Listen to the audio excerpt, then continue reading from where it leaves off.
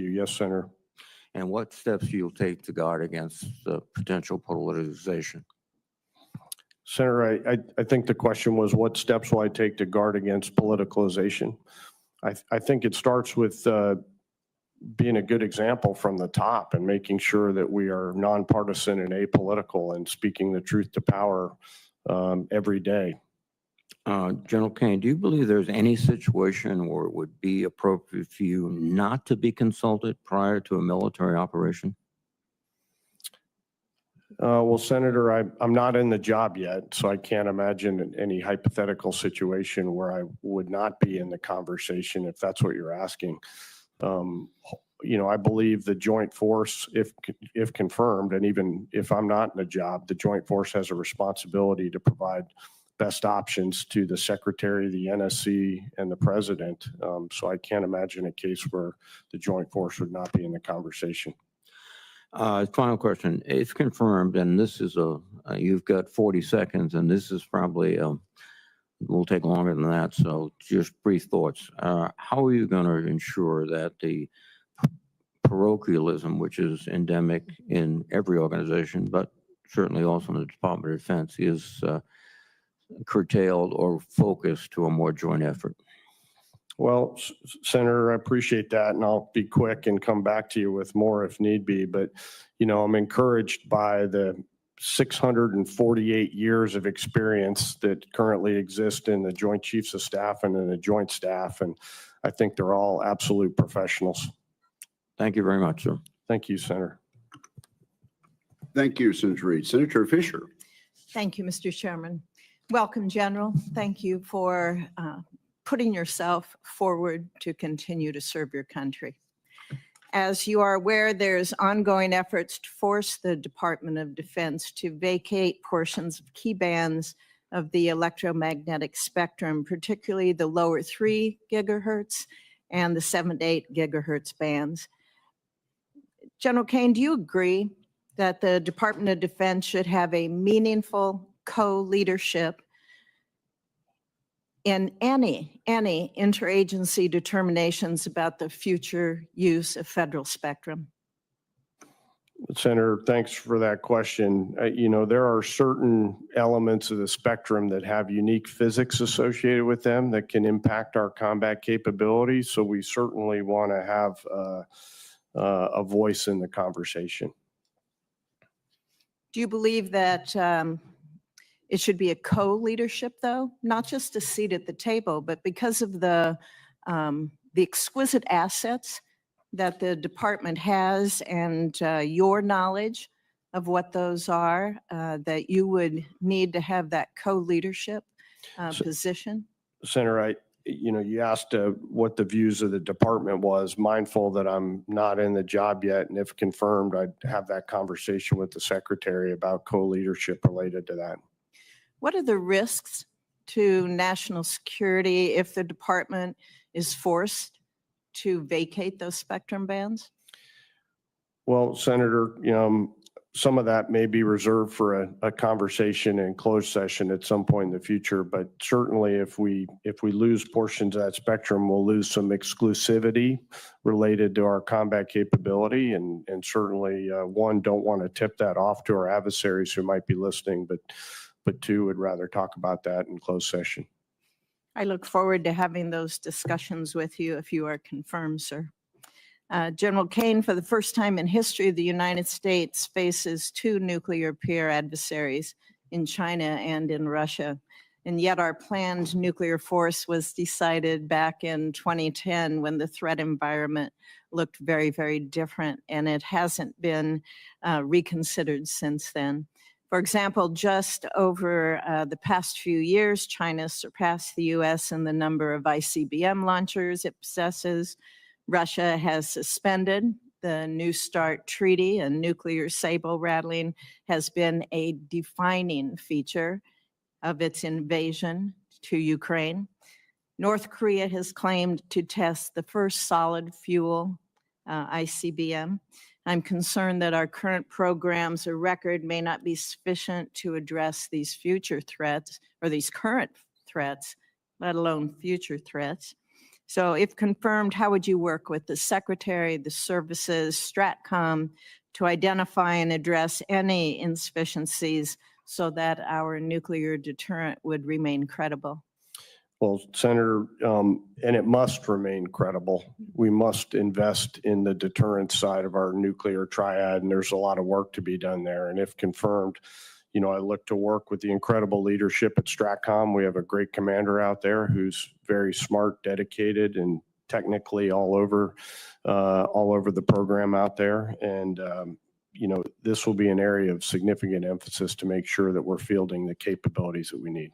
Have you had an opportunity to review the Strategic Posture Commission's 2023 report? Senator, I've not.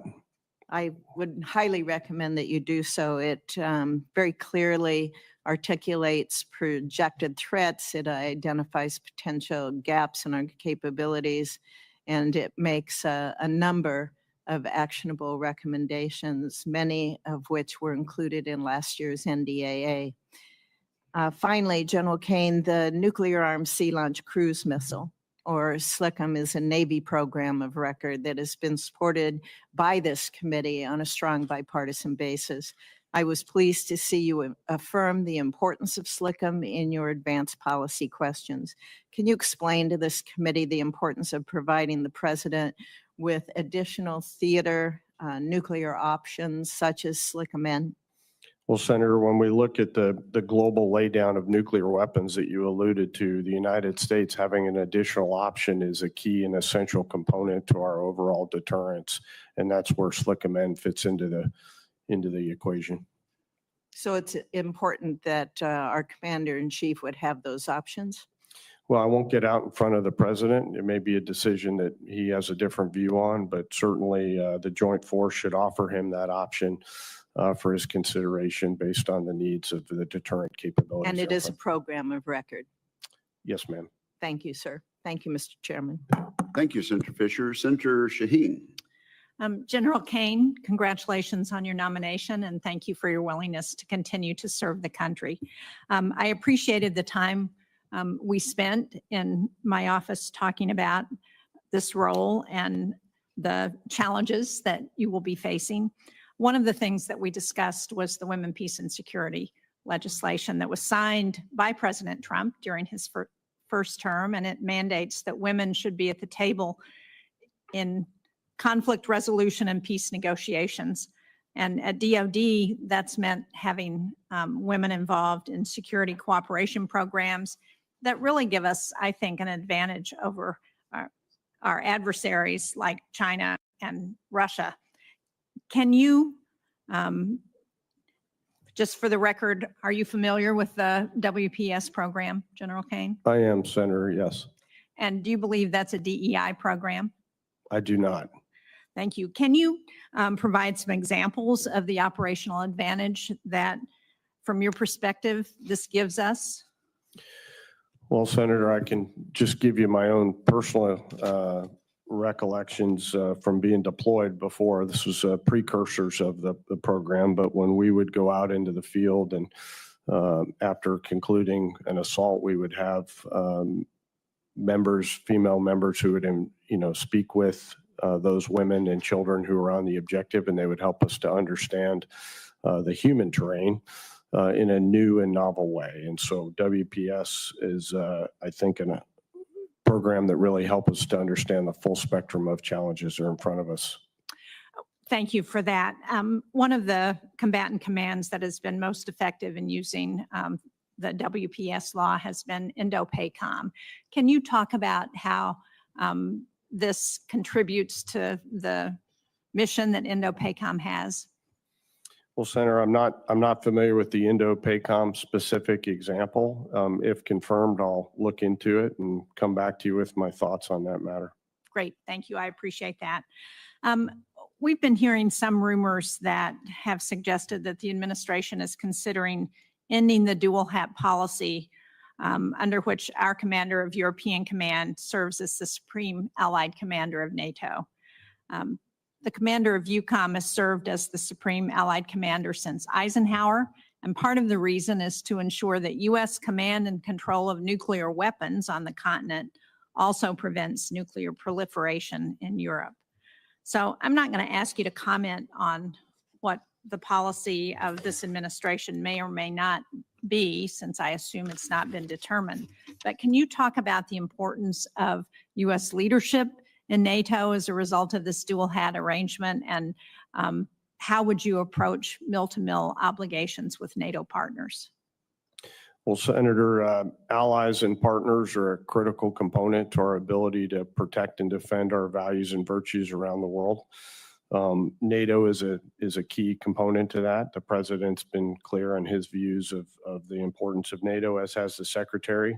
Related to whether or not SACEUR stays a U.S. military officer, I'll defer to the president on that. I think that's a discussion that he currently is ongoing. But for me in particular, I value our allies and partners, and if confirmed, that'll be a significant portion of the job that I have ahead of me. Well, and I appreciate that that's a policy decision, but what I'm really asking is what the advantage is for the United States in having the SACEUR be an American. And, Senator, as always, anytime we have U.S. forces deployed, we generally have wanted them under a U.S. commander, and that was the history behind the establishment of SACEUR and putting the dual hat EUCOM commander and SACEUR together. And I think it is an opportunity for global leadership, in particular in Europe, but again, would defer to the president as he considers what the future policy may look like. And I know that Senator Reid asked you this question, and it was part of your official questions from Senator Wicker. But when you have situations where your military advice may be different from the direction that the administration is heading on policy, how do you intend to approach those situations? And how would you continue to make sure that the military perspective that you're supposed to represent is actually being presented? Well, Senator, the same way I have for 34 years with candor. Candor has gotten me here today, and candor will continue to allow me to do my job moving forward. The president doesn't have to accept the military advice or the secretary of the NSC, but we owe it to them for us to deliver that military advice. Thank you. Thank you, Mr. Chairman. Thank you. Thank you, Senator Shaheen. Senator Cotton. General Caine, congratulations on your nomination, and thank you for your 34 years of service. Thank you also for your service at times in the intelligence community, where your reputation is as strong as it is in the Department of Defense. Let's continue on the theme of Senator Shaheen's question about providing your candid military advice. I think, as the chairman and Senator Reid pointed out, a lot of people don't understand the chairman of the Joint Chiefs is not in the chain of command. Is that correct? Yes, sir. By law, your role is the principal military advisor. So if the president makes a decision on this, that, or the other policy or operation about this, that, or the other country, that goes from him to the Secretary of Defense down to some other commander, say the CENTCOM commander or the Secretary of the Army or what have you. You're on the side giving advice to everyone, but you're not actually carrying out decisions in the chain of command. That's correct, Senator. And I think Congress gave the chairman that role because we wanted someone who was free from those day-to-day demands of operational or managerial duties to provide that candid military advice. And as Senator Shaheen said, it's important that you provide that advice even when you think the principal doesn't want to hear it, the Secretary of Defense or the NSC or the president. But I think you said in your opening statement that you were an unusual or an unconventional nominee. Which was it? I think it was unconventional. Unconventional. Senator. Okay. I agree with that. I think most people would as well. You don't strike me as the kind of guy who has been angling for this job for 34 years. Is that a fair statement? That would be a fair statement, Senator. And did you expect to get this job as recently as, I don't know, 3 or 6 months ago? I did not, Senator.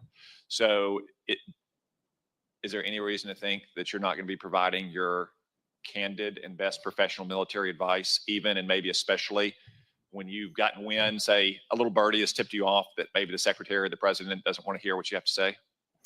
Senator, no. And, I went to VMI where I lived in the new barracks for 4 years and looked out on a statue of George Caleb Marshall for 4 years. And sir, if I failed to provide my candid advice to the Secretary of the NSC or the President, I think General Marshall would climb out of his grave and hunt me down.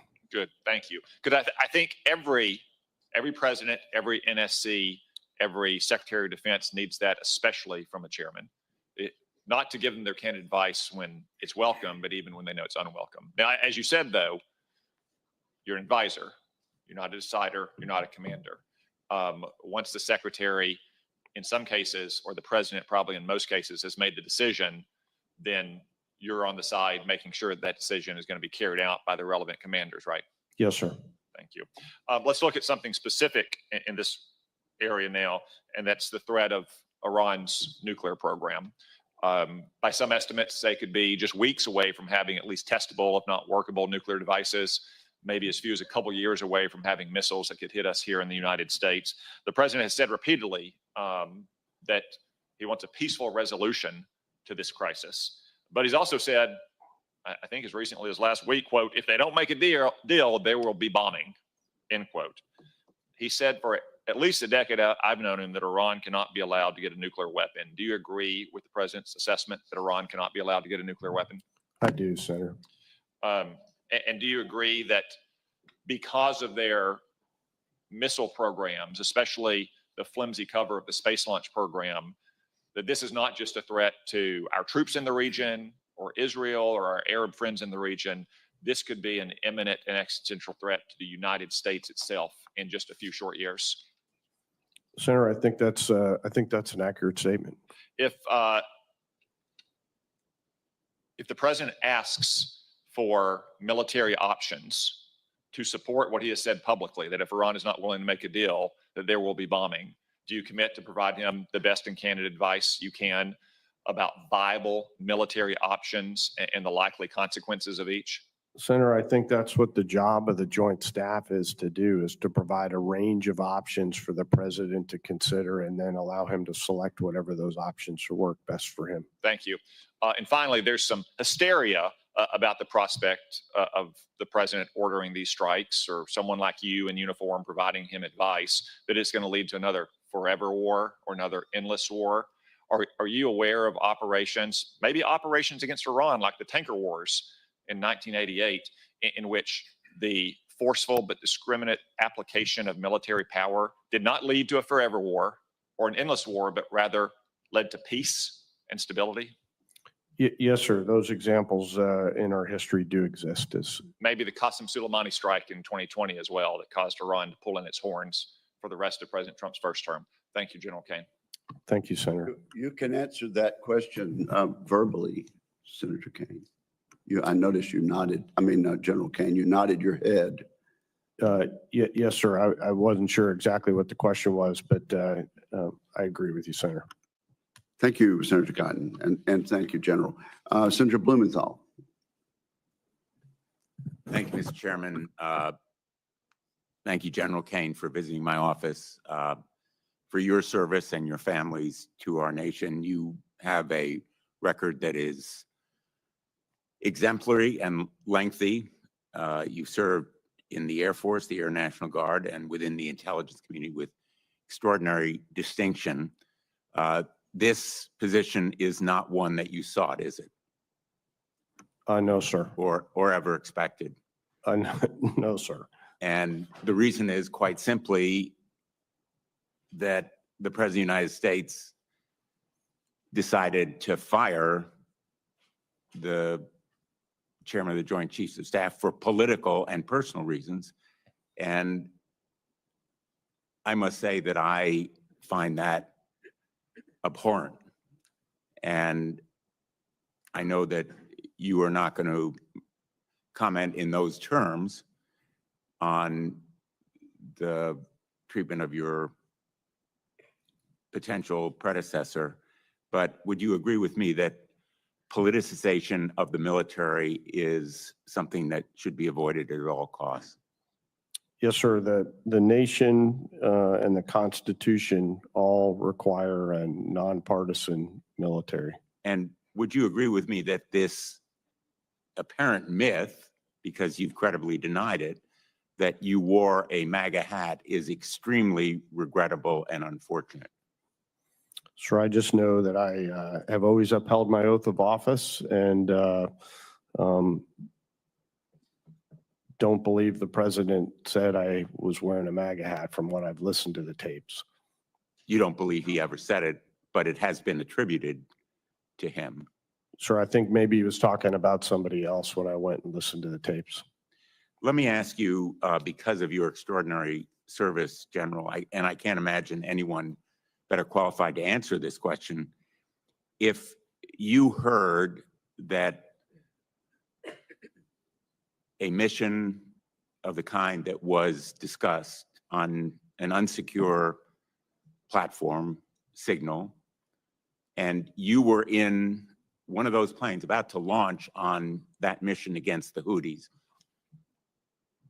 knowing what you do about the substance of that conversation, how would you feel?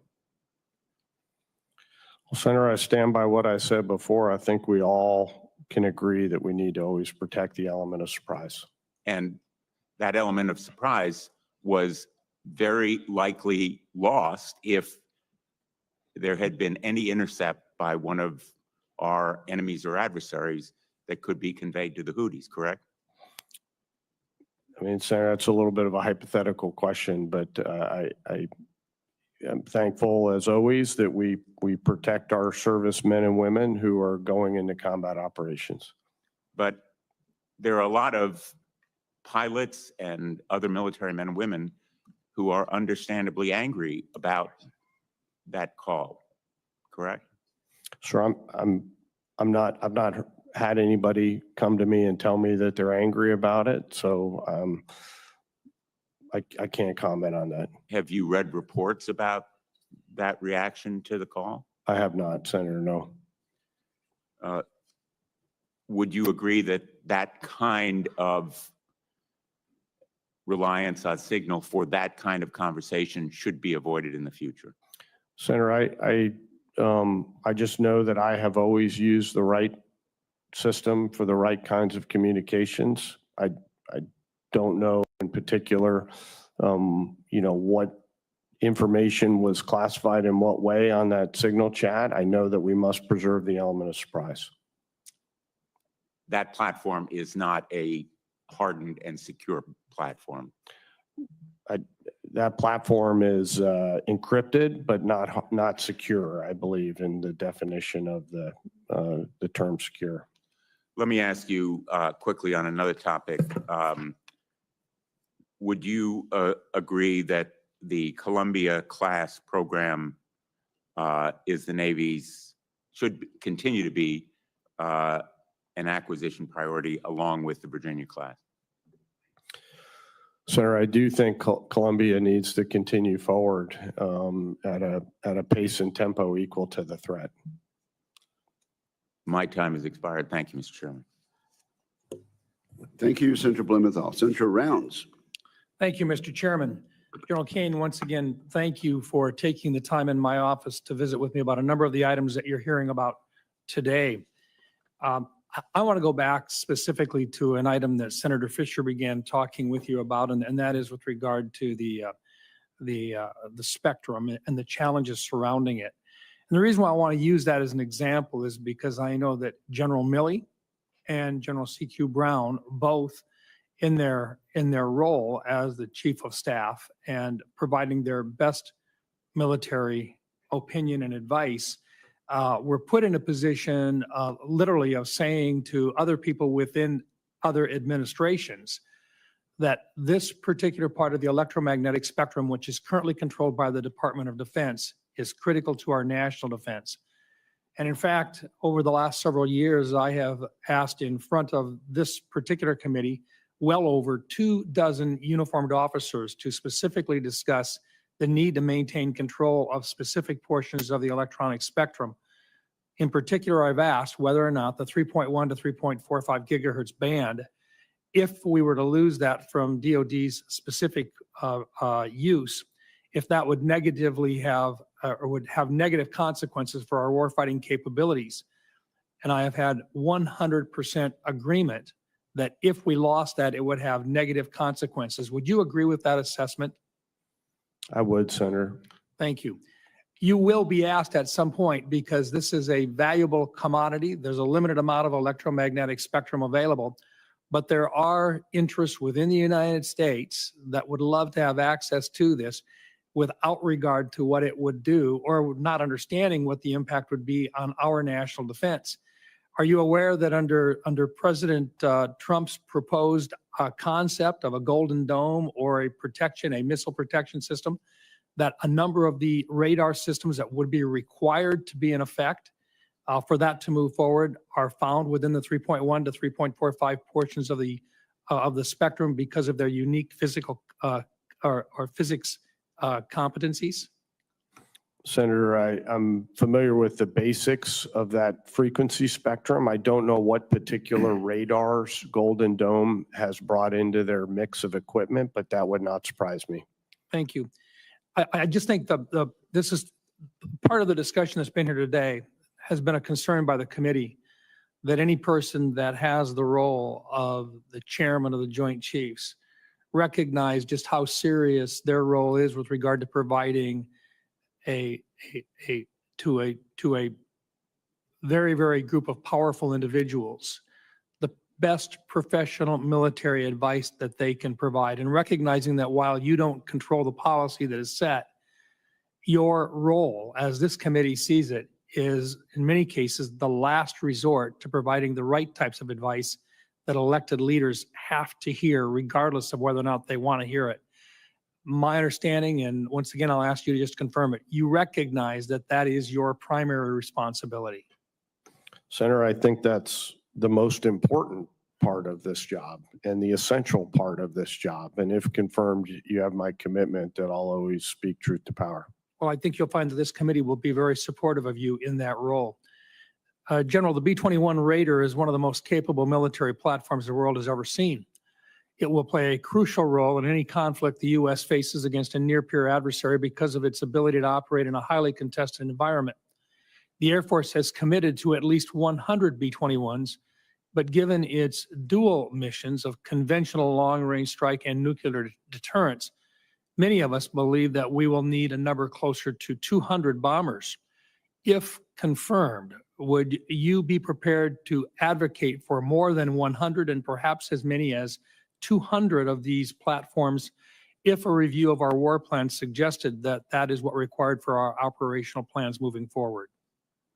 Senator, the last part of your question, I think, is the key part for me after the analysis portion. And, you know, mindful that I've not been confirmed for this job yet, I'd like to speak to the other Joint Chiefs and the combat commanders whose requirements Raider will fulfill before I commit to supporting any particular number of B-21s. It's an essential part of our nuclear and conventional program, and certainly a key component of it. But before I commit to any number, I'd like to study the matter and come back to you. But if that appears to be the case, you would not hesitate to recommend more if those studies warranted it. I would not hesitate.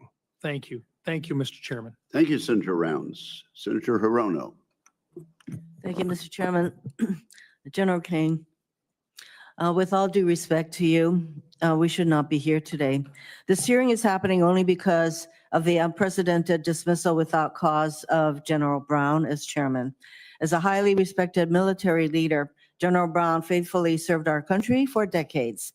He provided exactly what the Constitution asked of him, the best nonpartisan military advice to civilian leadership.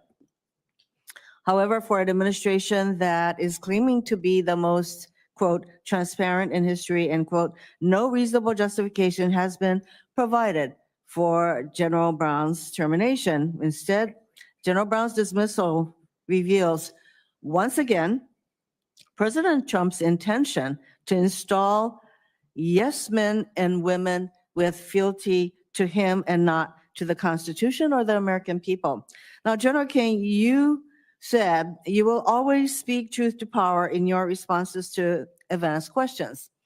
And you indicated that you would provide independent advice. But let me just mention what happens to people who stand up to President Trump. General Milley, who was a former chair of Joint Chiefs, stood up to President Trump. And here's what happened to him. President Trump took away his security detail, his security clearance. He even took down his portrait in the Pentagon. That's not all. General Milley is now under investigation by the department's inspector general to see if he will be able to retire as a 4-star general. It's always a challenge to stand up to this president. Let me just start with the 2 initial questions, and I'll get to some of the questions that have to do with your fitness to serve. I ask these questions of all nominees on any of the committees on which I sit. Since you became a legal adult, have you ever made unwanted requests for sexual favors or committed any verbal or physical harassment or assault of a sexual nature? I have not, Senator. Have you ever faced discipline or entered into a settlement relating to this kind of conduct? I have not, Senator. General, you've been asked a number of questions regarding what the president attributed to you. That is how it's been reported, that you wore a MAGA hat. You testified you did not. If you did wear a MAGA hat, would that constitute partisan political activity by a uniformed officer? Senator, I did not wear any political merchandise. If you wore such a hat, would that constitute partisan political activity by a uniformed officer? Yes or no? I think it probably would. Yes, Senator. Thank you. General Caine, you've been asked also a number of questions about what's being referred to as Signal Gate. And I commend the chair of this committee and the ranking member for asking for an IJ inquiry. You were the director for special access programs at the Pentagon, an office that manages our nation's most classified programs. Have you ever discussed classified information on an unclassified medium such as Signal? No, Senator, I've not.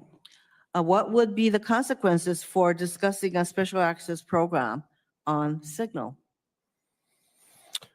Well, Senator, we'd have to first do an investigation. We'd have to look into the particular matters associated with it. We'd have to consult with counsel and to determine what the way forward was, and then ultimately turn it over to the leadership in the department. And you wouldn't just let this matter drop, which is basically what this administration wants to do.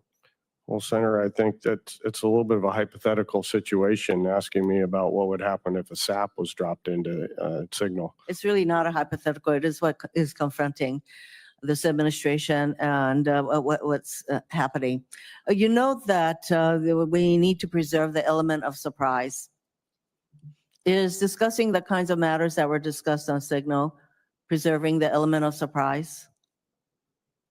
Senator, I don't want to, given the fact that the chairman and ranking member have been asked for an investigation, I don't want to comment on the particulars. I do want to stay at the strategic altitude and say that we should always preserve the element of surprise.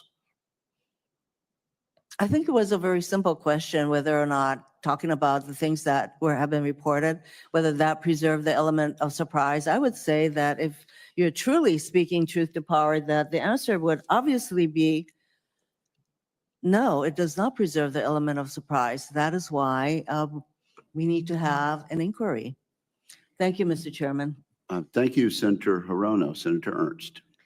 Thank you, Mr. Chair, and excuse me. And I first would like to acknowledge the loss of 3 soldiers from the 3rd Infantry Division and pray for a speedy recovery on the 4th. General Caine, thank you so much for being in front of this committee today. And we all understand that there's a little bit of political theatrics that always occur on this committee. But I would like to thank you very much for your integrity and your measured responses to the questions today.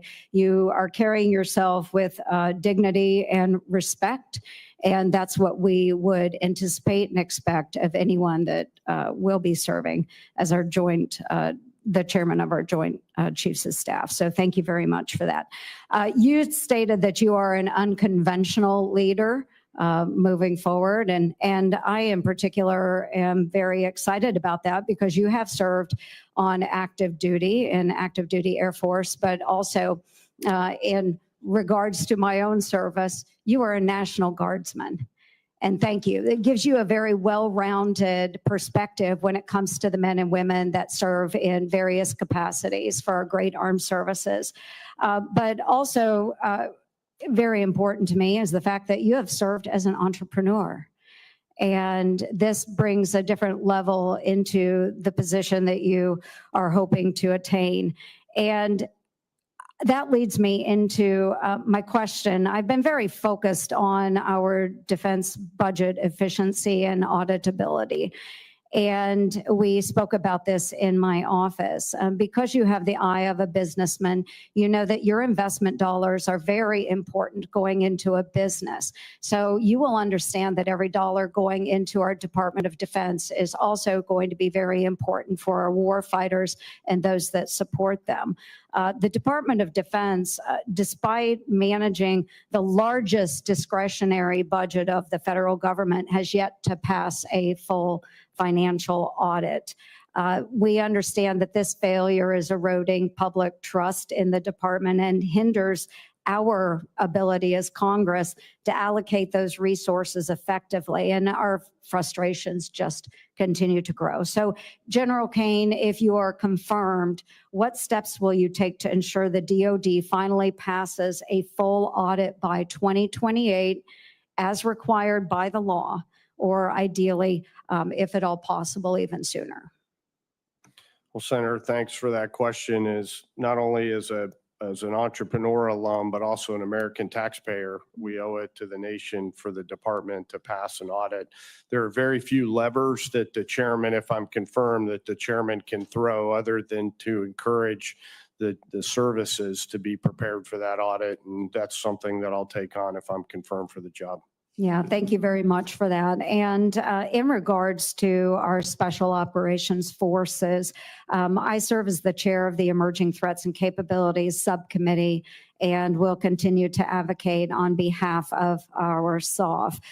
They're a very cost-effective force multiplier, and they deliver those high-impact results with a very small footprint. And I know we have spoken about this. You do get that. Cuts to SOF funding risk ceding ground to our adversaries. So General Caine, given SOF's proven role in great power competition, do you believe a justification exists for reducing their footprint and their budget at a time when unconventional threats are on the rise? Well, Senator, mindful that I'm not in the job yet, I do understand and appreciate the exponential value that SOF can bring to the competition phase that we're in right now. And if confirmed, I'd like to take that on and come back to you with my thoughts on it. Yeah, thank you. And I will expect that as well. Yes, ma'am. And I know we could go on. I'll submit a question for the record on recruitment and retention challenges.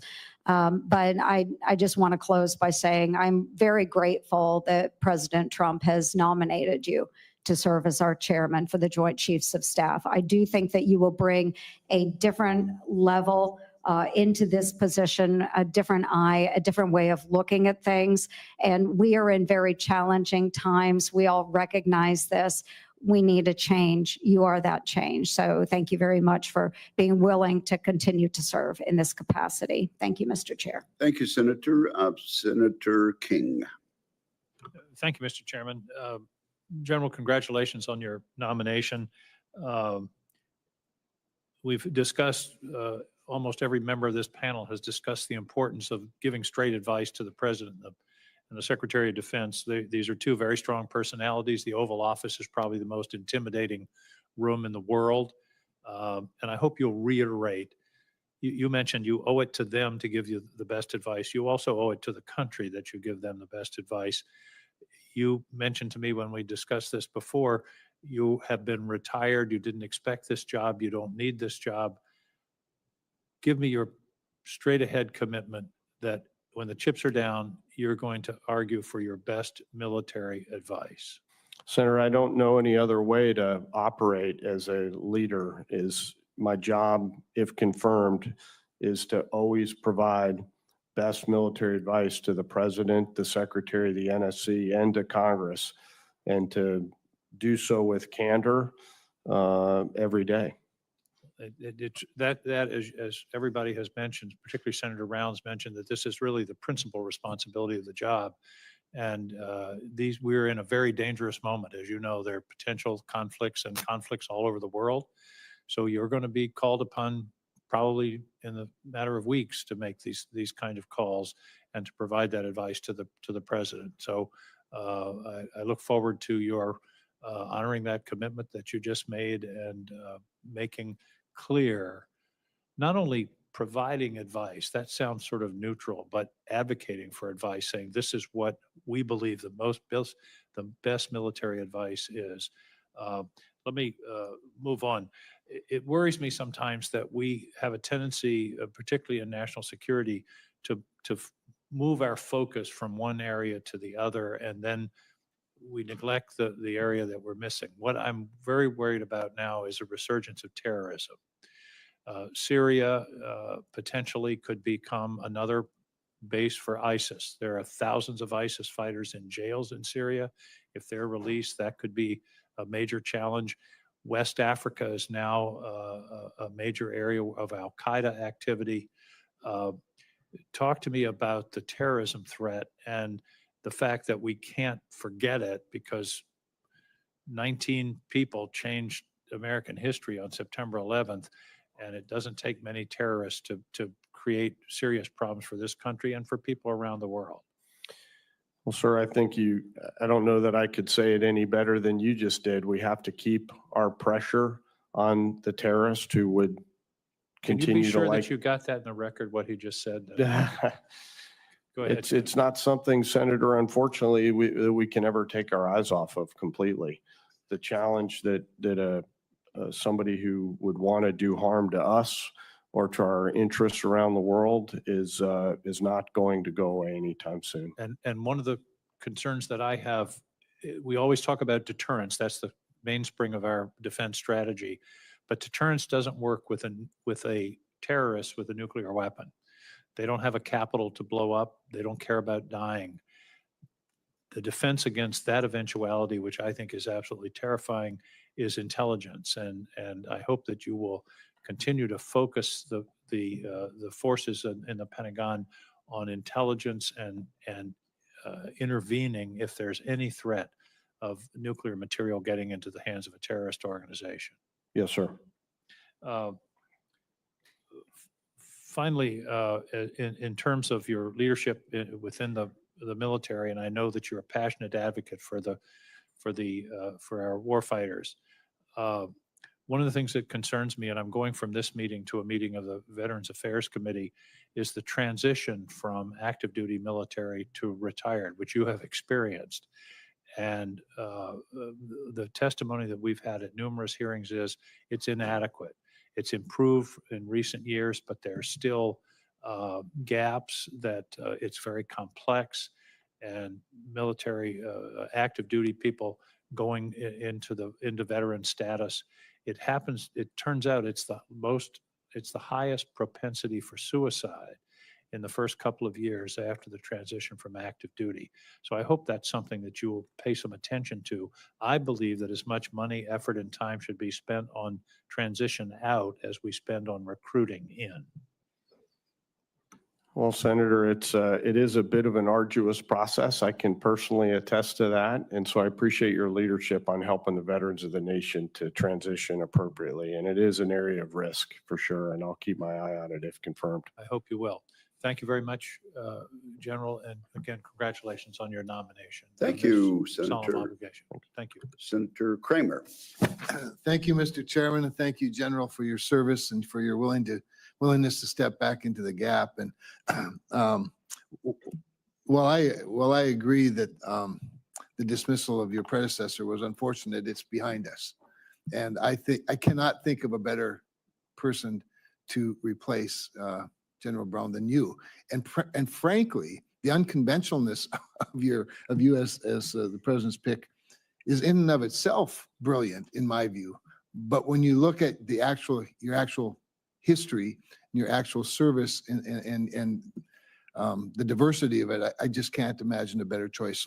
So congratulations on that, and I look forward to supporting you strongly. In your opening statement, you said some things that we hear a lot from people that come before the committee.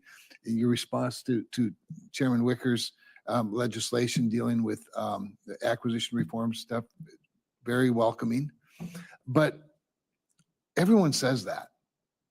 Everyone says that. And yet I find it, and this is why, frankly, you being, unconventional is encouraging to me, because they all mean it, by the way, when they say it. I believe that at the moment they mean it. They mean it until the particular service that they served in, or the particular agency within the service they served in, it was disrupted by the very thing they say they support. We're dealing with the situation right now, perhaps the most disruptive innovator taking over, becoming the first director of the most disruptive, innovative agency, the Space Development Agency, has been on leave for 3 months during a witch hunt that's began on the last day of the last administration. And everybody that says they're an innovator is an innovator, except in this case, maybe we should, check further into it. All the while, satellites don't go up. All the while, China goes at the speed of China. So I believe there's a cultural problem, as well as we have some work to do as Congress. Policymakers have work to do. Administration has work to do. But we have a culture challenge as well, General. I'd like you to elaborate a little bit on how we can really make the difference that you say you want to make, and I believe you do want to make, so that we aren't just consolidating all of our industry into a couple of giants, whether it be land, air, space, sea. Well, Senator, you're hitting on an area that is a point of passion for me. We have to stop admiring the problem, and we have to start executing. And I do think your point about culture is where it all starts. I think we have to take an ownership and an entrepreneurial mindset to all of these reforms that are in front of us. And we can't do this alone. We have to do it with you here in the Congress in order to actually make these changes. I'm encouraged by the leaders who are coming into the department, who have deep substantive business background, that are not known as people who admire problems. And so if confirmed, I look forward to working with the various leaders in order to actually move the ball, and of course, working with the Congress to execute these things without continuing to admire these challenges in front of us. Well, I appreciate your reference to the new style of leaders coming in, the entrepreneurs and whatnot. And I have the same optimism as a result of it, but I am getting anxious about actually seeing it happen. So maybe you're the leader that can make that a reality for us now. We get to talk to the combatant commanders. You'll get to talk to them a lot. One of the things we hear over and over from commanders, of course, is that intelligence, surveillance, reconnaissance, ISR is in great need and low supply these days. And the Air Force specifically has been on a mission to eliminate ISR as one of their key missions. It's disappeared even as a term in several of their documents in recent years. And it's not just their fault. I mean, we have, as we've all been talking about, we have a resource challenge in our Defense Department, and we're trying to work on that. I just think we all have to do a lot more, for sure. I want to recognize that. But I also worry that there's this divide between what the commanders say they need in the field and frankly, what we're seeing and where we're investing. And I would just love your remaining seconds with me to expound a little bit on ISR, where you see it, landing as a mission set. And maybe everybody has their own form, but I don't think that's very practical. Well, Senator, I just, in my remaining 5 seconds, ISR and the ability to have indications and warnings to make decisions for commanders who hold risk is a key and essential part of our overall ability to execute the missions that we must do. And I think that Air Force should keep it as a mission. I get that other services will have some form of it, but anyway, thank you. I look forward to supporting you. Thank you, Senator. Thank you, Senator Kramer. Senator Caine. Thank you, General. Good to see you. I enjoyed our visit. I would encourage my colleagues not to hold your last name against you. I share comments that some of my colleagues have made about the unfortunate circumstance with General Brown, but you didn't have anything to do with that. And I know from our conversations and my own due diligence, VMI is very proud of you. And folks who've worked with you in the past, who I hold in high regard, are very proud of you.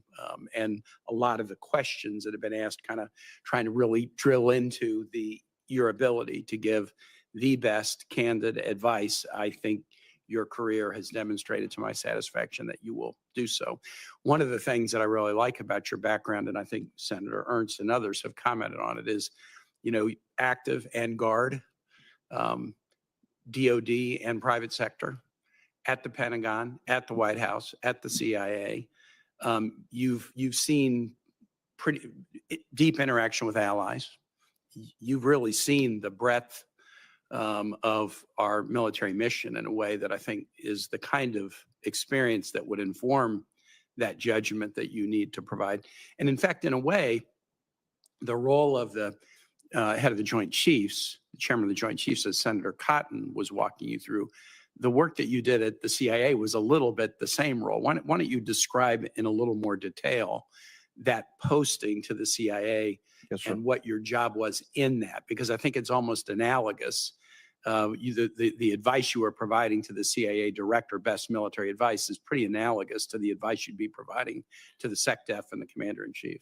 Well, Senator, thank you for that question. And I do agree. The ADMA, the Associate Director for Military Affairs, was actually established by the Congress to detail a 3-star military officer over to the CIA under Title 50 authorities in order to provide best military advice to the director, the deputy director, and to work daily with the secretary, the chairman, the combatant commanders, and the service chiefs in order to globally integrate, same functions that the chairman has, in order to globally integrate CIA and DOD activities.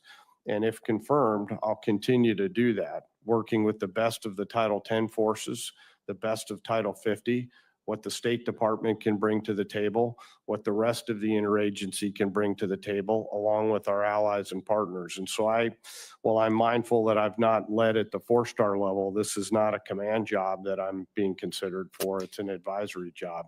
And there's very similar traits to the last job in this one potentially. And the posting that you had to the CIA for this important role, were you delegated by the SecDef to do that, or did you interview with the CIA to get that post?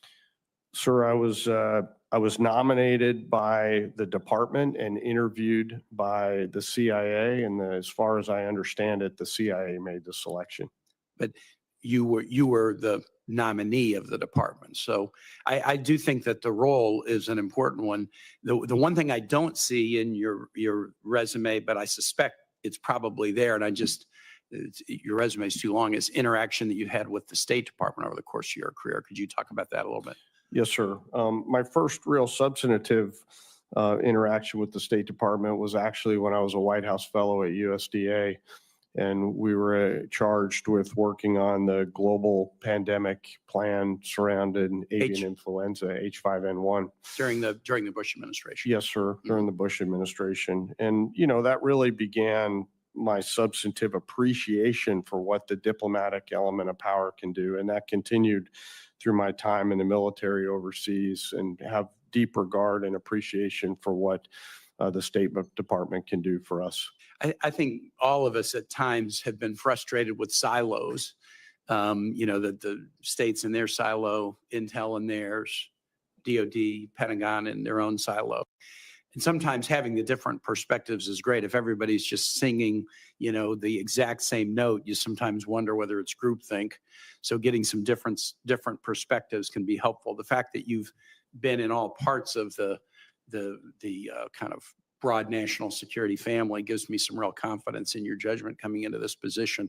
Last thing I'll just ask is, what would you say has been your signature or experience over the course of your career in terms of interacting with our allies? Probably, sir, the Scud hunt in 2003, where I had the opportunity to work very closely with our British, UK, and Australian allies, which was absolutely a coalition effort from day one. And we went to war alongside them, and I've thankfully sustained all of those relationships now. I have deep relationships with our closest allies, and if confirmed, look forward to continuing those. I'm a strong promoter of the AUKUS framework and the fact that you've had those relationships in the past and maintained them. That's a positive. I yield back. Thank you. Thank you, Senator. Where were you exactly during that Scud operation? So, Well, sir, the location that we flew out of, I think, is still classified. Happy to talk about that in a closed session. okay, thank you very much. Senator Scott. Thank you, Chairman. So General, congratulations. You've got the right background. I think you're going to do a great job. Always like to see business guys succeed. So that's fun. This is all doable. I mean, you look at where we are. We've got Communist China's built a military to defeat us. We've got allies that have not invested like they should have. We've got Iran, which appears to have enough money now to continue to support the Houthis, Hamas, Hezbollah. We've got China all over Latin America. I mean, what we have to do to defend the freedom of this country and try to do our best to police a world is this actually doable? Are you optimistic or are you pessimistic? Senator, I'm always an optimistic leader. And why do you believe that we can do it? There's a lot of reasons, but the power of the American spirit is what leaps out to me right off the bat. There's very few things that we set our mind to that we can't achieve. And despite some of the very serious challenges in front of us, we've always rogered up to those challenges. Do you think the budget that we're going to be able to provide is going to allow you to be able to do the things you need to do? Well, Senator, I won't get in front of the president or OMB on what budget markers they set. What I will do, confirm to you and commit to you, is that whatever capital we're given, we'll make the best out of it. Yeah. So in Florida, we have 20 military bases and 3 unified commands. One is Homestead. We talked about this a little bit. We're it's not that far from Cuba. It's just Homestead's a little bit north of Key West, and it hasn't had a dedicated flying mission in a while. It seems like it would be an important base. Do you see a future for Homestead?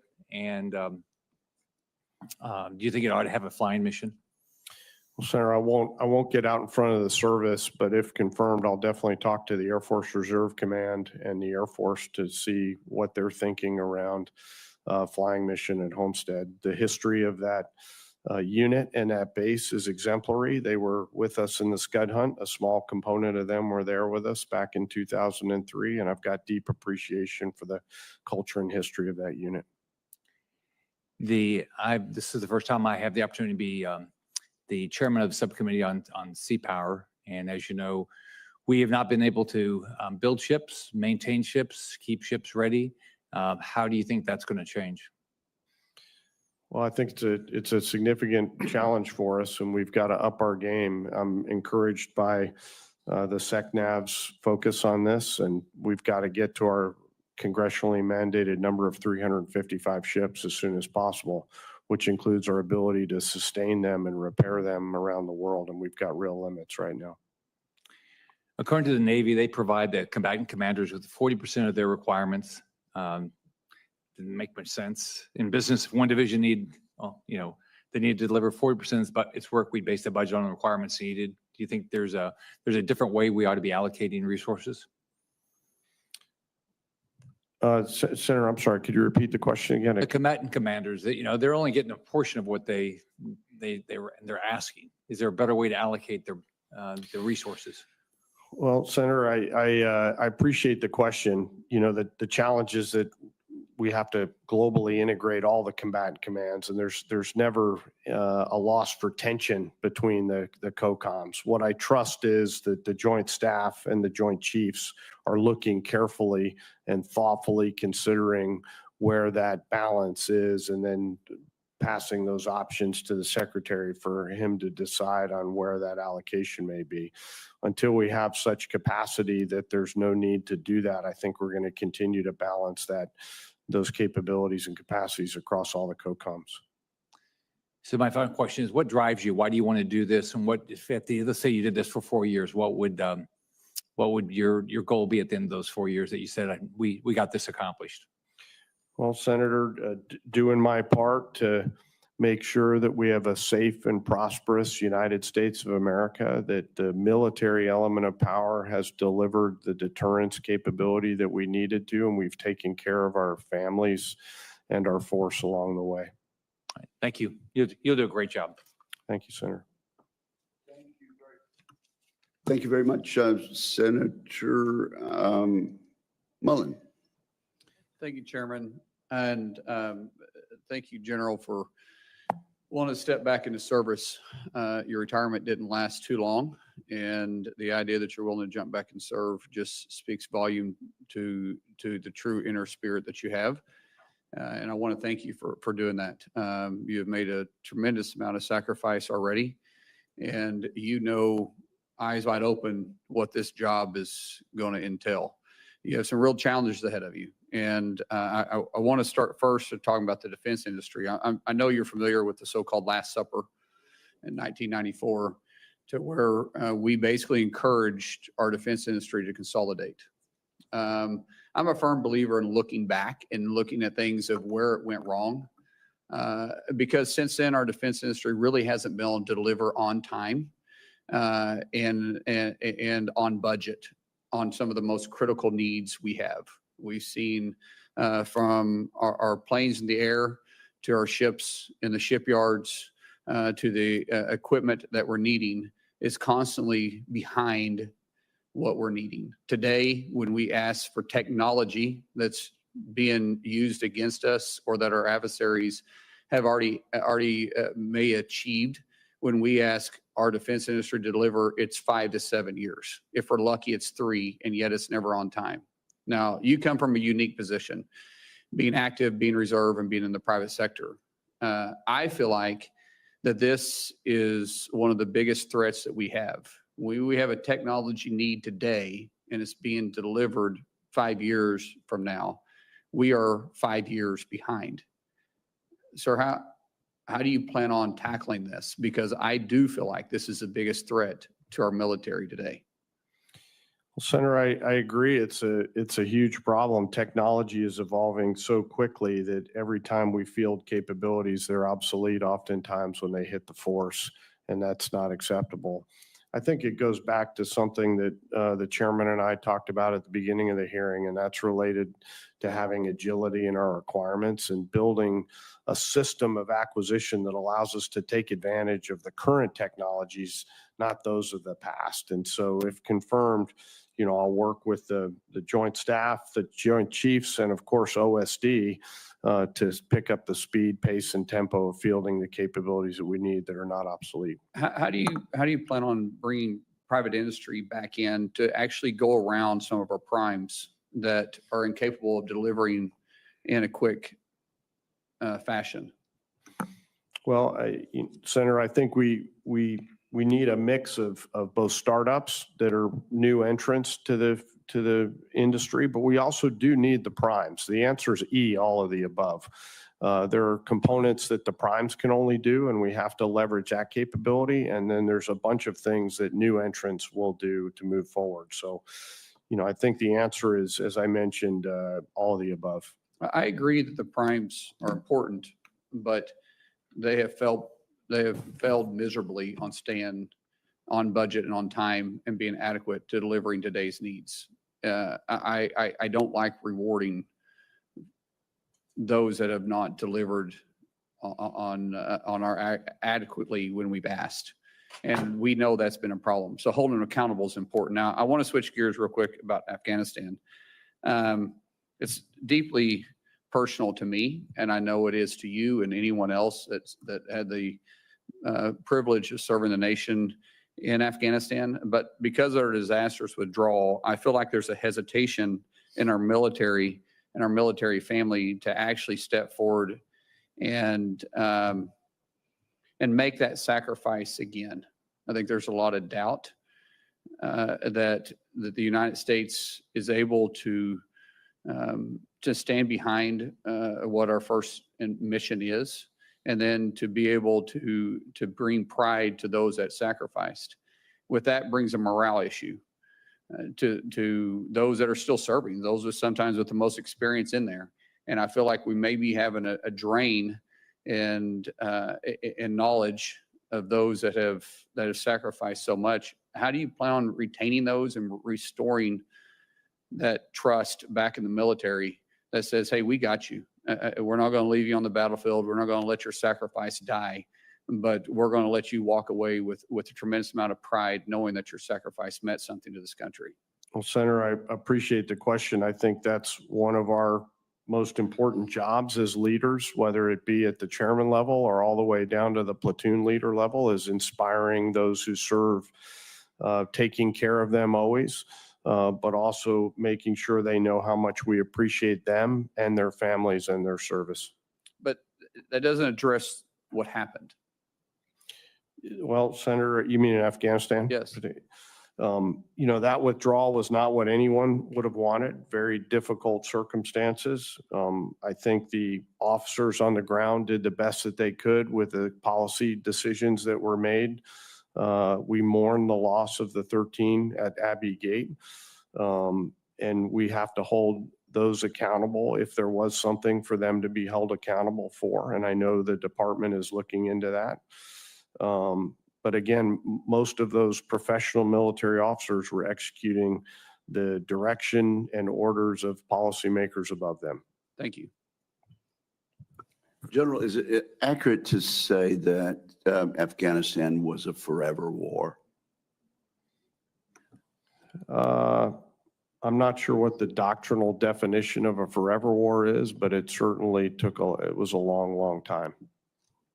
What was the engagement of NATO and American troops at the time of our disastrous withdrawal?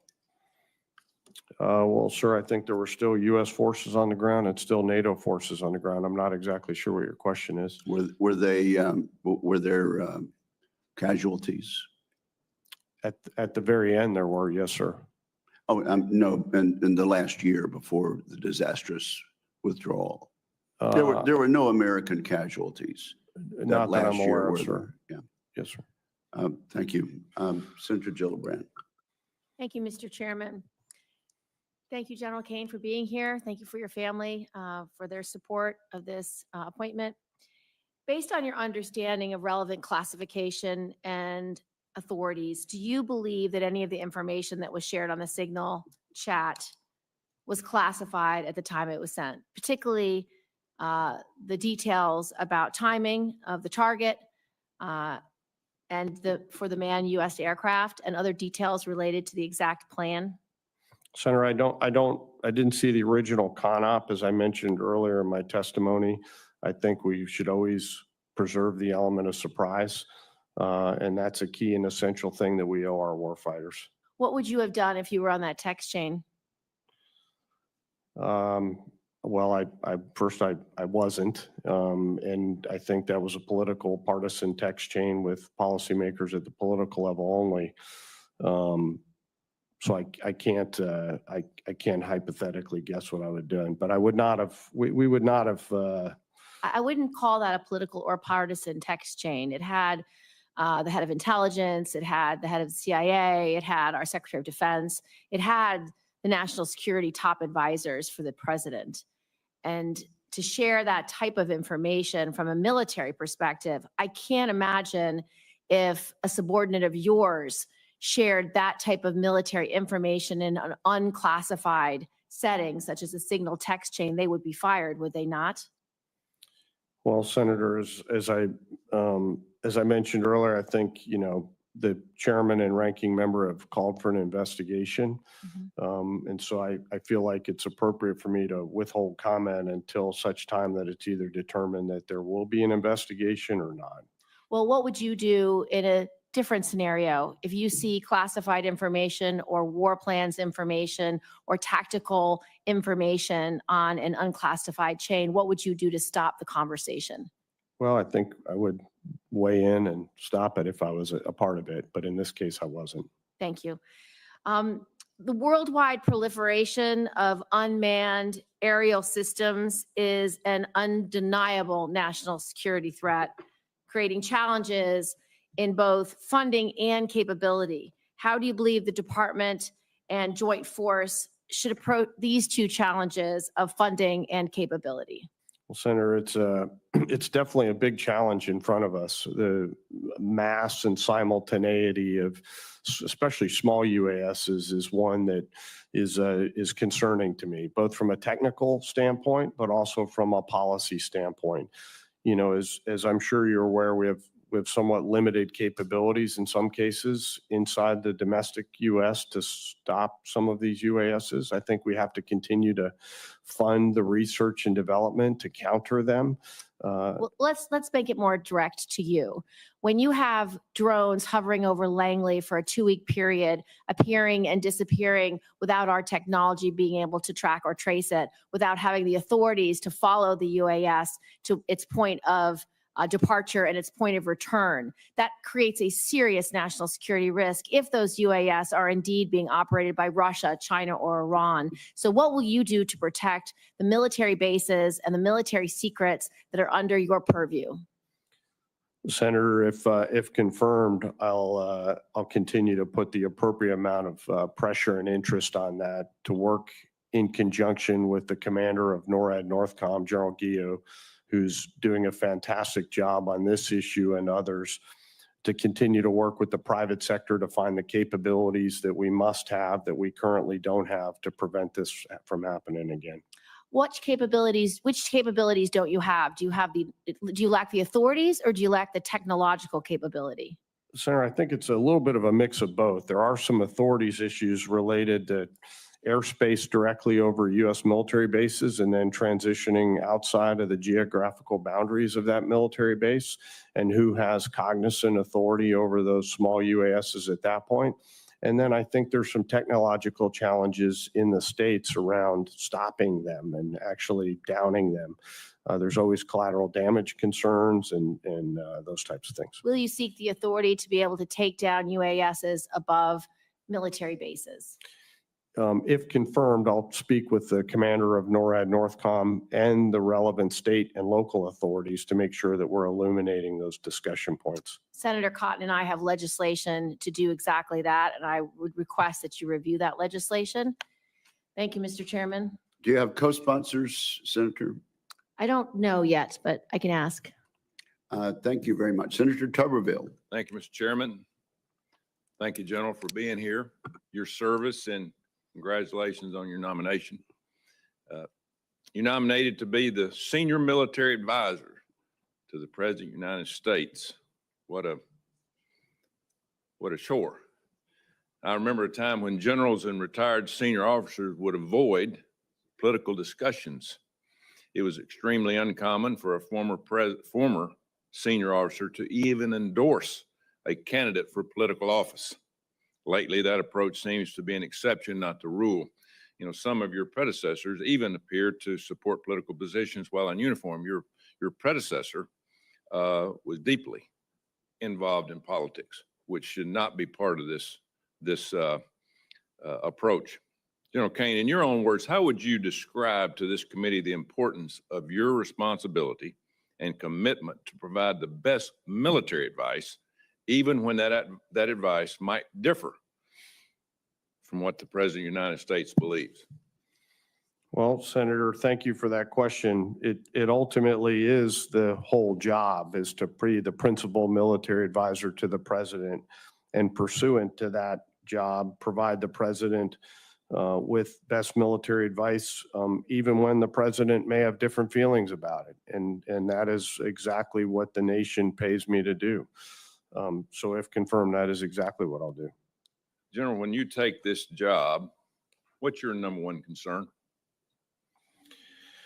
Senator, right now, the number one concern is the passage of time and ensuring that the joint force is ready, properly armed with the right capabilities out at the tactical edge, properly globally integrated with the services themselves, with the other elements of the interagency, with our allies and partners, and with the private sector, and ready to go tonight. And that means their families are ready, they're properly trained and equipped. So we have much to do, Senator. We all know that the machines that we build, the guns and the bullets that we have, everything at the disposal of the warfighter, but it's usually and is the people involved. Our recruiting has much improved in the last couple of months. What do you see your role as an advisor to the president in recruiting for all of our military?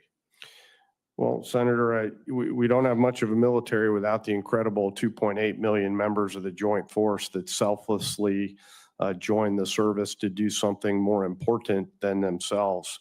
And, to answer your question, if confirmed, I think it's an opportunity for me to be another voice of encouragement for those young men and women who have the capability and meet the standards to come into the service and do something that they will forever hold so high in their past history. The chance to serve this nation is a special privilege for those of us that have come into the cloth of our nation and served, and I hope that I'll be able to encourage others to do so.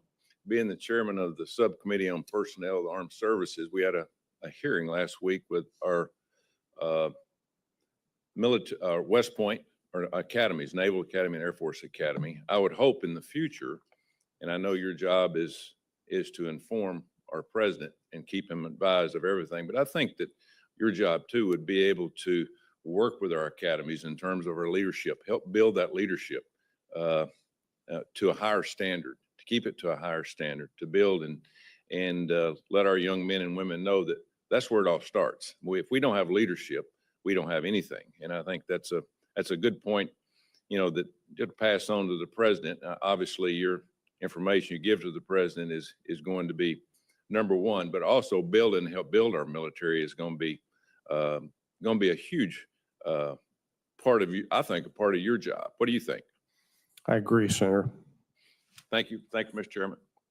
Here, here. Senator Duckworth. Thank you, Mr. Chairman. I want to begin by expressing my deep gratitude for the outstanding service of General Brown and so many other dedicated military leaders who were unjustly dismissed as part of a politically motivated purge of senior Department of Defense officials. General Caine, I really enjoyed our conversations we've had recently over the last couple of weeks. If you are confirmed as chairman of the Joint Chiefs, you will serve as the president's principal military advisor and be expected to bring your military judgment to bear to advise against illegal, immoral, and advisable courses of action, regardless of partisan pressure. However, we are in a moment where that very principle is under strain, such as with the dismissal of Judge Advocates General responsible for providing critical legal expertise because their counsel did not align with the political preferences of Secretary Hegseth. This pattern has had a chilling effect on the open, honest discourse, essential to national security decision-making at the highest level.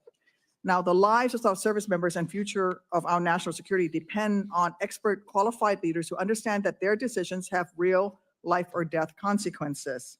How will you insulate and empower general officers across the force to remain professional and importantly, nonpartisan, and provide unbiased advice to civilian policymakers without fear of coercion, undue partisanship, or retaliation? Well, Senator, I thank you. I also enjoyed our time together. This is the whole job. This is why you and I both took our oath of office. It's what is contained in our commission and aligned with the Constitution. And so that is what the nation expects out of our professional officer corps, and I'm sure what we'll continue to do moving forward in history. And will you do your best to ensure that the general officer corps, those who give that advice, remain unbiased and nonpartisan? Always. Well, maybe bias on the side of the service members and national Well, security. yes, ma'am. But Yes, thank you. And it's great to see a guard guy at that table being going through the confirmation hearing. So thank you, ma'am. You will also be the senior most uniform officer entrusted with being a model and a leader for the joint force. Recently, we've witnessed troubling signs of blurred lines between private power and public trust, a striking lack of regard for protecting vital national security secrets, and the absence of accountability for top leadership. From Elon Musk receiving invitations for briefings on China, to a pattern of mishandling classified information, to Secretary Hegseth bringing family members into sensitive meetings with allies and partners. Very concerningly, we have also seen a concerted effort to skirt transparency to the American people on the use of force, with decision-making being done over disappearing signal chat. It seems like this administration is more interested in keeping secrets from the American people than protecting national security secrets for the American people. You have experience running some of our most sensitive operations, so you know that even the need for secrecy to enable mission success does not mean skirting accountability to the American people. Do you commit to providing the legally required transparency to Congress and the American people over decisions related to the use of force, even in the face of pressure from civilian leadership? I do, Senator. Thank you. Another concerning focus of this administration has been to distract the military from its core mission of protecting the American people from external threats by redirecting military personnel, assets, and platforms to domestic law enforcement missions. President Trump may have learned from his first term that asking one of your predecessors to deploy the military to fire on civilian protesters was a no-go.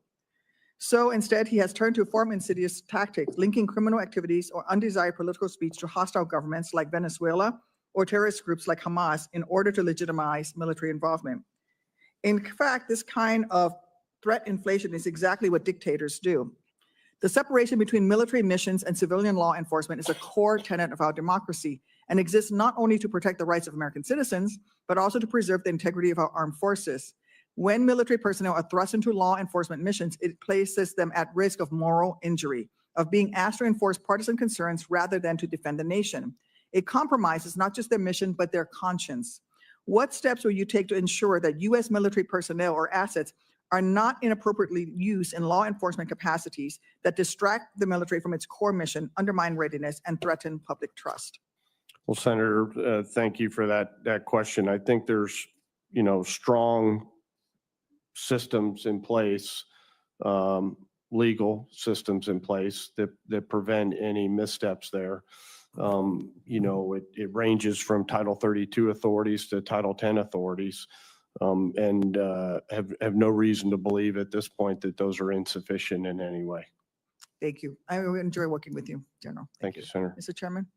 Thank you very much, Senator. Senator Sullivan. Thank you, Mr. Chairman. I want to begin by agreeing with our ranking member and others, you, Lieutenant General Caine, on commending General C.Q. Brown for his exceptional 4 decades of service. I fully agree with the accolades he's receiving in this committee and wish him and his family the best. I've served under, met with hundreds of flag officers in my positions as a U.S. Senator, as a U.S. Marine.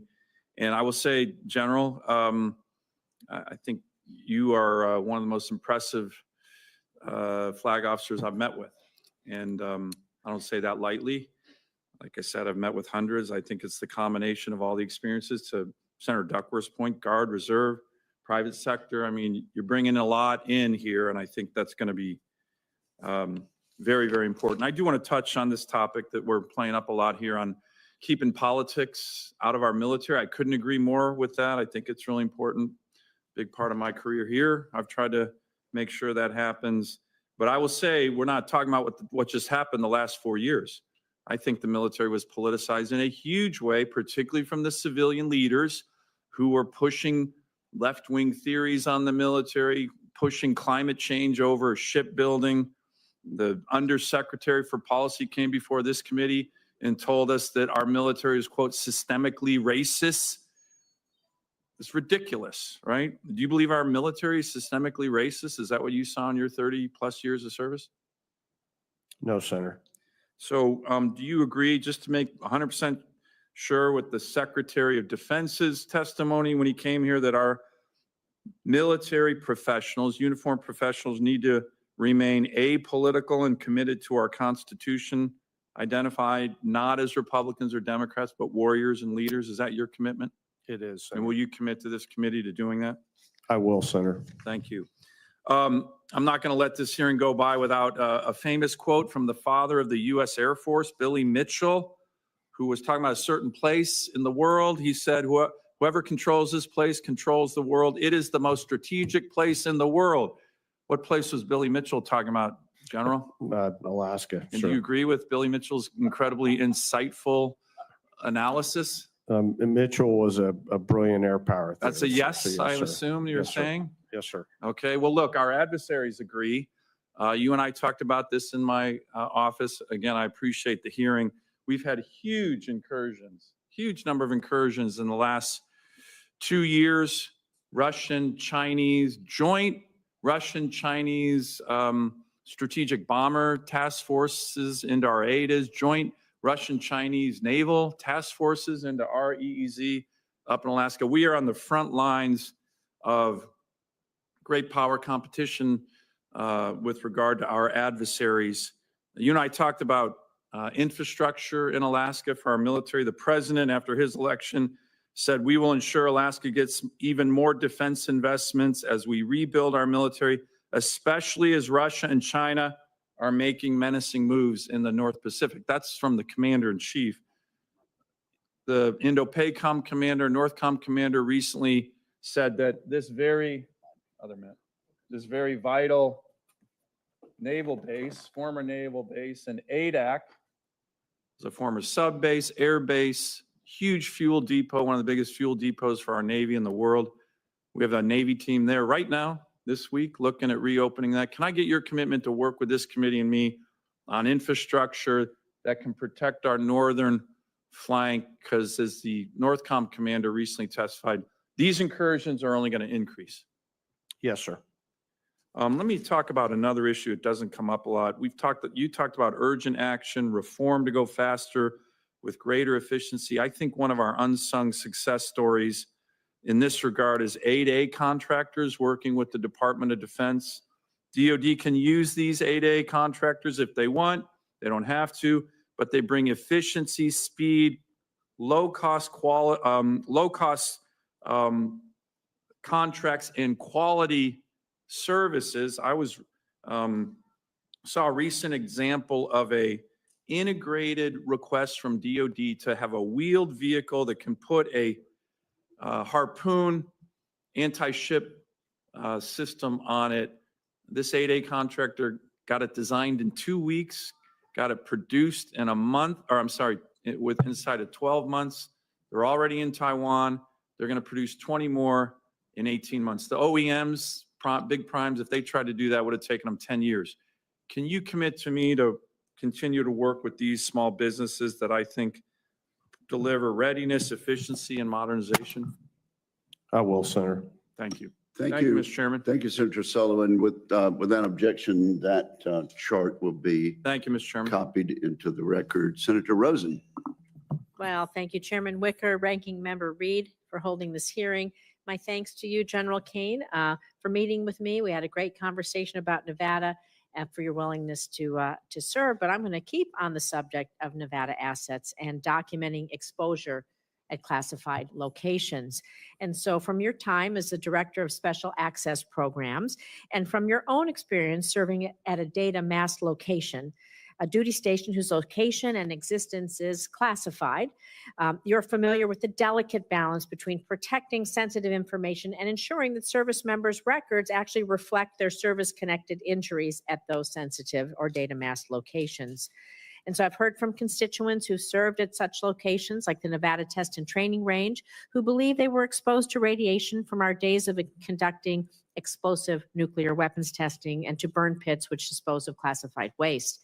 However, DoD does not classify the range as a place where exposure occurred, despite the Department of Energy providing a presumption of exposure for their personnel who serve there at these exact same locations within the range. And because their service records are data masked, as you know, these veterans can't even prove to the VA that they were ever actually stationed there. And so, in fact, Nevada, there are 6 DOE-covered facilities, most of which are within the Nevada Test and Training Range, where DOE employees presumed to have been exposed to radiation, but our service members For our service members, the VA only recognizes one, the Nevada test site, as a presumed exposure location. So one such facility that is covered for DOE but not for DOD is the Tonopah Test Range, which is both a DOE and Air Force installation. Portions of the range are still fenced off and contaminated. A 1975 environmental assessment acknowledged the contamination and the harm it would cause. But the airmen, they were never told. They do not have a presumption of exposure. As their DOE counterparts, they served alongside with due, and further adding insult to this, they can't even show that they were there. All of this have prevented them from being able to receive their well-deserved veterans benefits. And I know we talked about this. We need to make this right.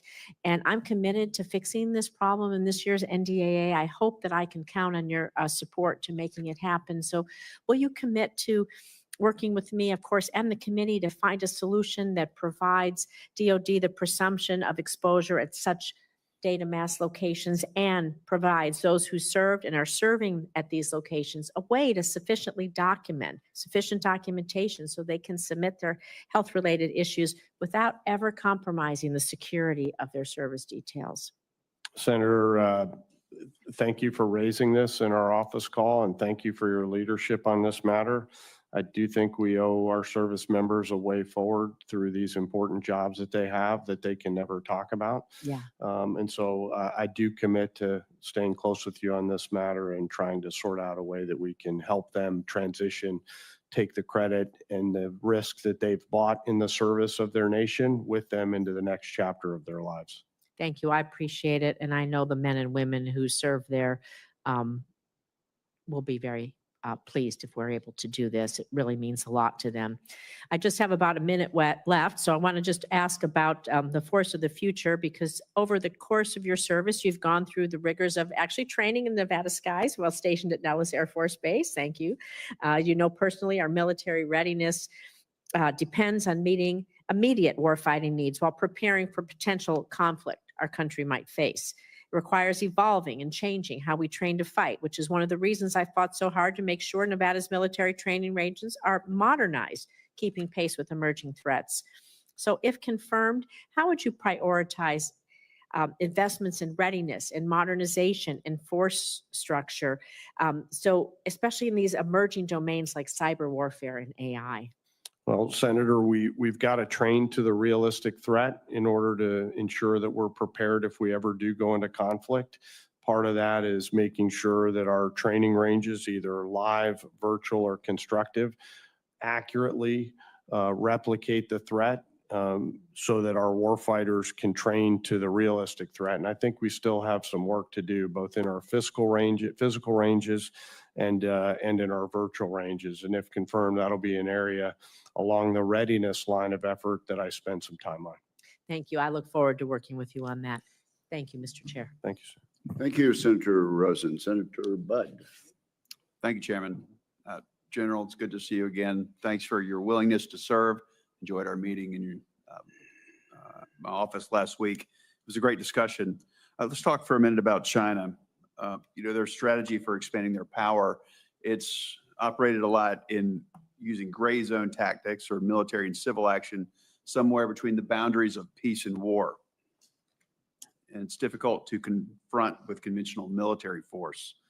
Admiral Paparo, he stated that special operations forces are crucial for competing in the gray zone and that SOF is underinvested in the Pacific Command. Can you talk about your views on the role of SOF at all stages of conflict and what investments should be made to grow these capabilities? Well, Senator, thanks for that question. You know, as somebody who's proudly been a part of the Special Operations Forces, I appreciate greatly the exponential return that those forces can provide to the nation.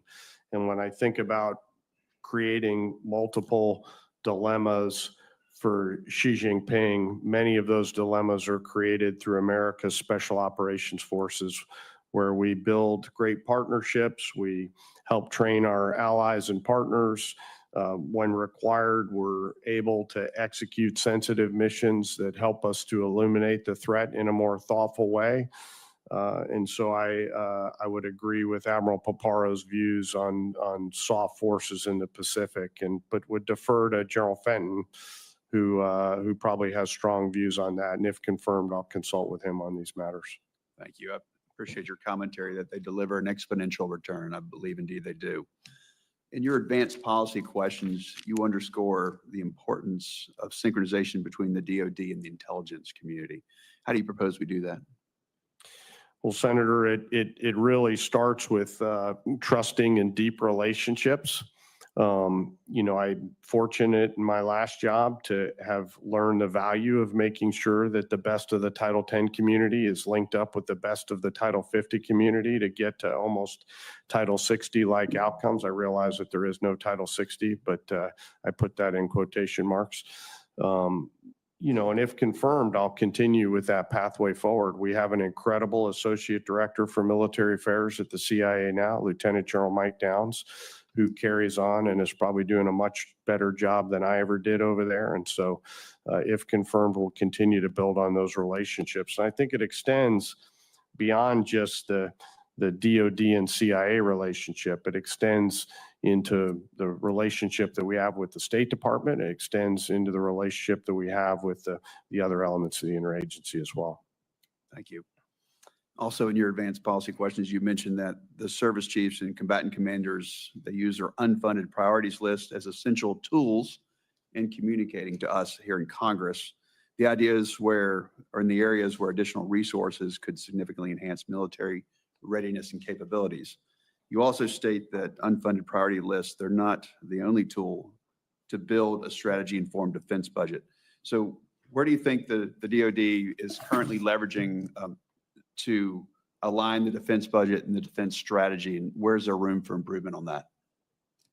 Well, sir, I'm not yet back in the service, so I need to read the current version of the National Defense Strategy if I'm Best guess outside looking in, sir. I think we need to continue our efforts in the Pacific, and that would be my early read without actually being into the intel record. Thank you. Last year, combatant commanders, they testified before this committee, speaking to the value and the relevance of the F-15E Strike Eagle in their respective areas of responsibility. So as a fighter pilot with extensive experience in combat and homeland defense missions, can you speak to the value and utility of the fourth generation fleet, specifically the F-15E and the 16, which you flew, and whether you find it wise to reduce these inventories prior to taking delivery of the potential replacements? I guess it's the divest to invest strategy, if you'd comment on that, please. Yes, sir. Thanks for that question. What we can't do is leave something uncovered in the interim. And when I think about at least the F-16, for example, they're predominantly tasked with homeland defense at this point in time. And we can't ever let another 9/11 happen. So we have to make sure that we do not divest so much that we lose coverage in places that we must have to sustain that combat capability. We obviously need a probably fourth and fifth gen and sixth gen mix for a while until we get to the point where we're all where we need to be in sixth gen. Thank you. Thank you, sir. Yes, thank you very much, Senator Warren. Thank you, Mr. Chairman, and congratulations. So if confirmed, you would serve as the principal military advisor to the president and swear an oath to defend the Constitution of the United States. President Trump once described your predecessor, General C.Q. Brown, as, quote, an outstanding leader. And it's true. C.Q. Brown served for 40 years in 7 assignments across 4 combatant commands. The president's removal of the only Black officer and removal of the only female officer from the Joint Chiefs of Staff has sent a chilling message about who is and who is not welcome in our military. This worries me deeply about the future of our military and the defense of our nation. I am also concerned that President Trump wants to turn the chairman of the Joint Chiefs into just another political position. Last year, President Trump claimed that you once said you would kill for him. and then you slapped a MAGA hat on. I know that others have disputed that story, but it raises questions about whether you were selected because Donald Trump thinks that you would be loyal to him rather than to the Constitution of the United States. Secretary Hegseth has now removed the top legal advisors for military services and recommended replacements at a lower rank. So, Lieutenant General Caine, if confirmed, your job will be to present your best military advice. Do you agree that in order to be able to comply with the law and make sure that your advice complies with the law, that military commanders need legal advisors with both enough expertise and a high enough rank that they will be listened to during this process? I do, Senator. I know I've always had great legal advice regardless of what rank they were, but I do agree. So you think that you need people who have good advice, but do you think it helps in making sure that others, I'm glad that you listen to good advice no matter where it comes from, but that others are more willing to listen if the people offering legal advice have high enough rank to carry some weight in the room when those decisions are taking place?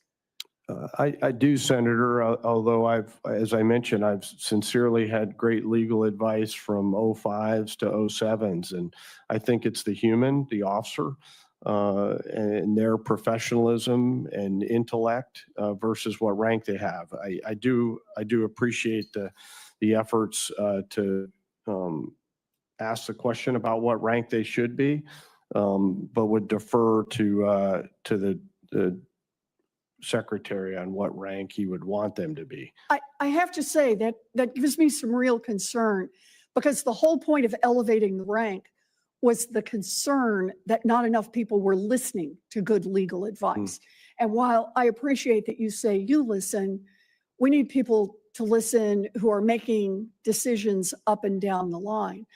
I understand, Lieutenant General Caine, that the circumstances of your nomination are beyond your control, but they also place a significant burden on you to show leadership, to restore public confidence in the military, and to show that you work for the American people. I've long been concerned by senior Pentagon leaders who trade on their time in public service to cash out afterwards to work for defense contractors. And that is why during his confirmation hearing, General Brown agreed that he would not become a lobbyist or join the board of a defense contractor after he resigned.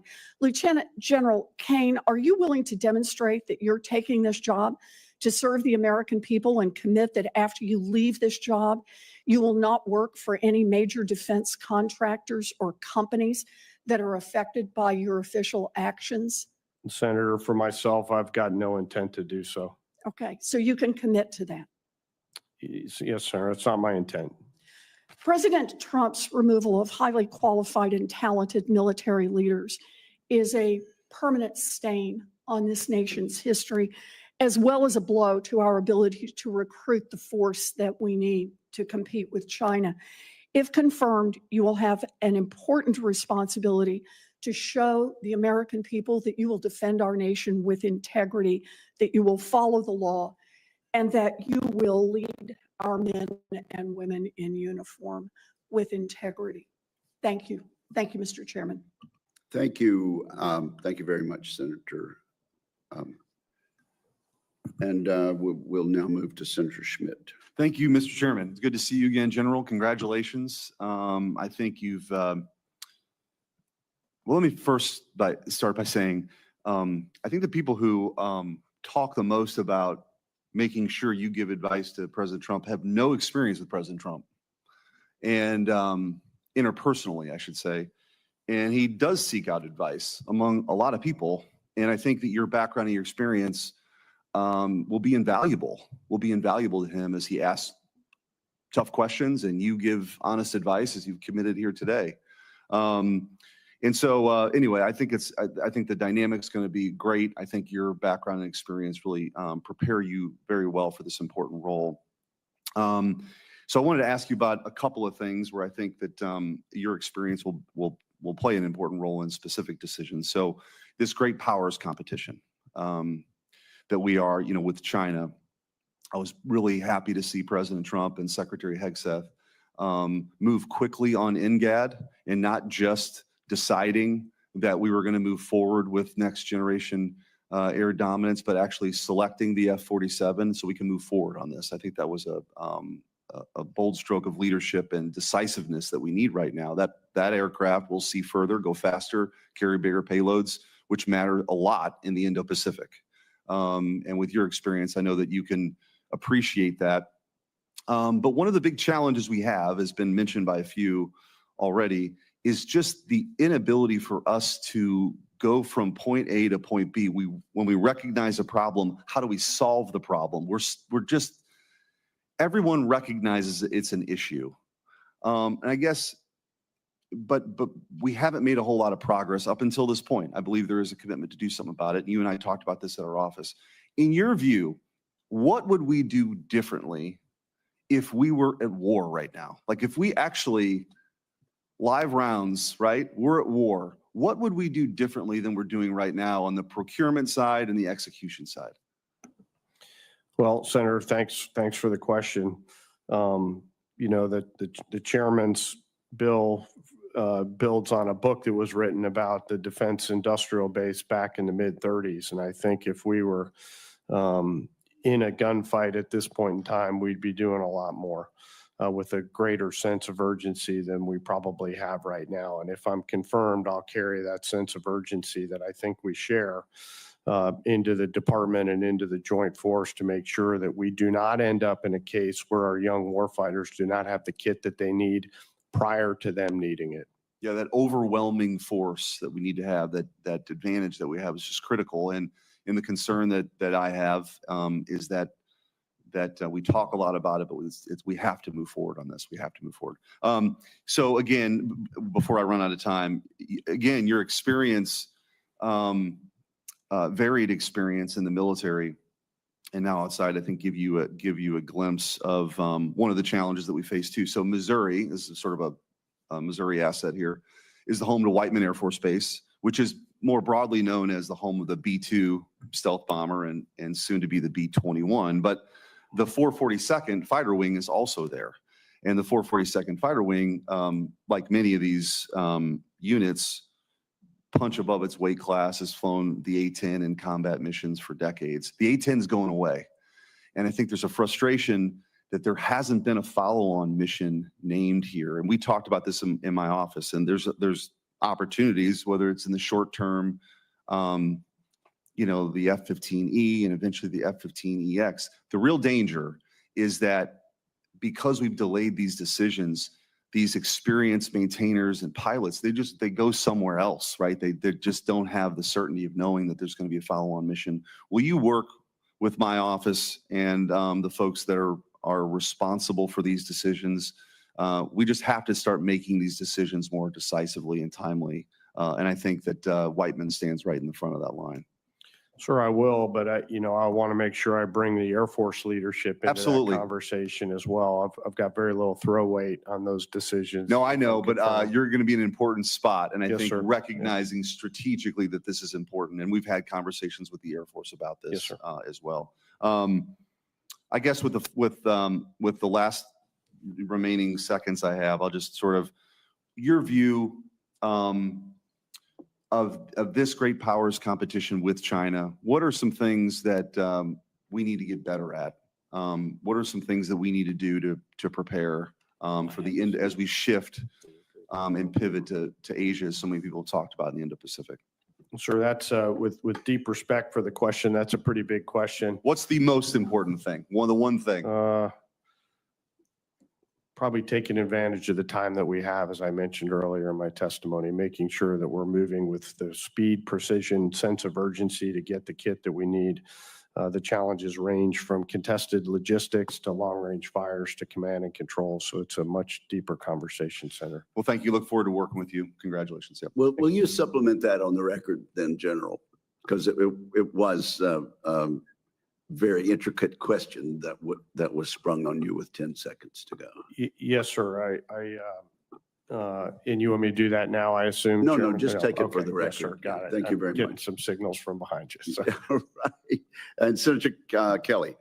Thank you, Mr. Chairman. And I'm going to follow up on Senator Schmidt's question in my second part, if I have time, because I think that is the big question of the day is how do we handle the challenges we'll face in the Western Pacific.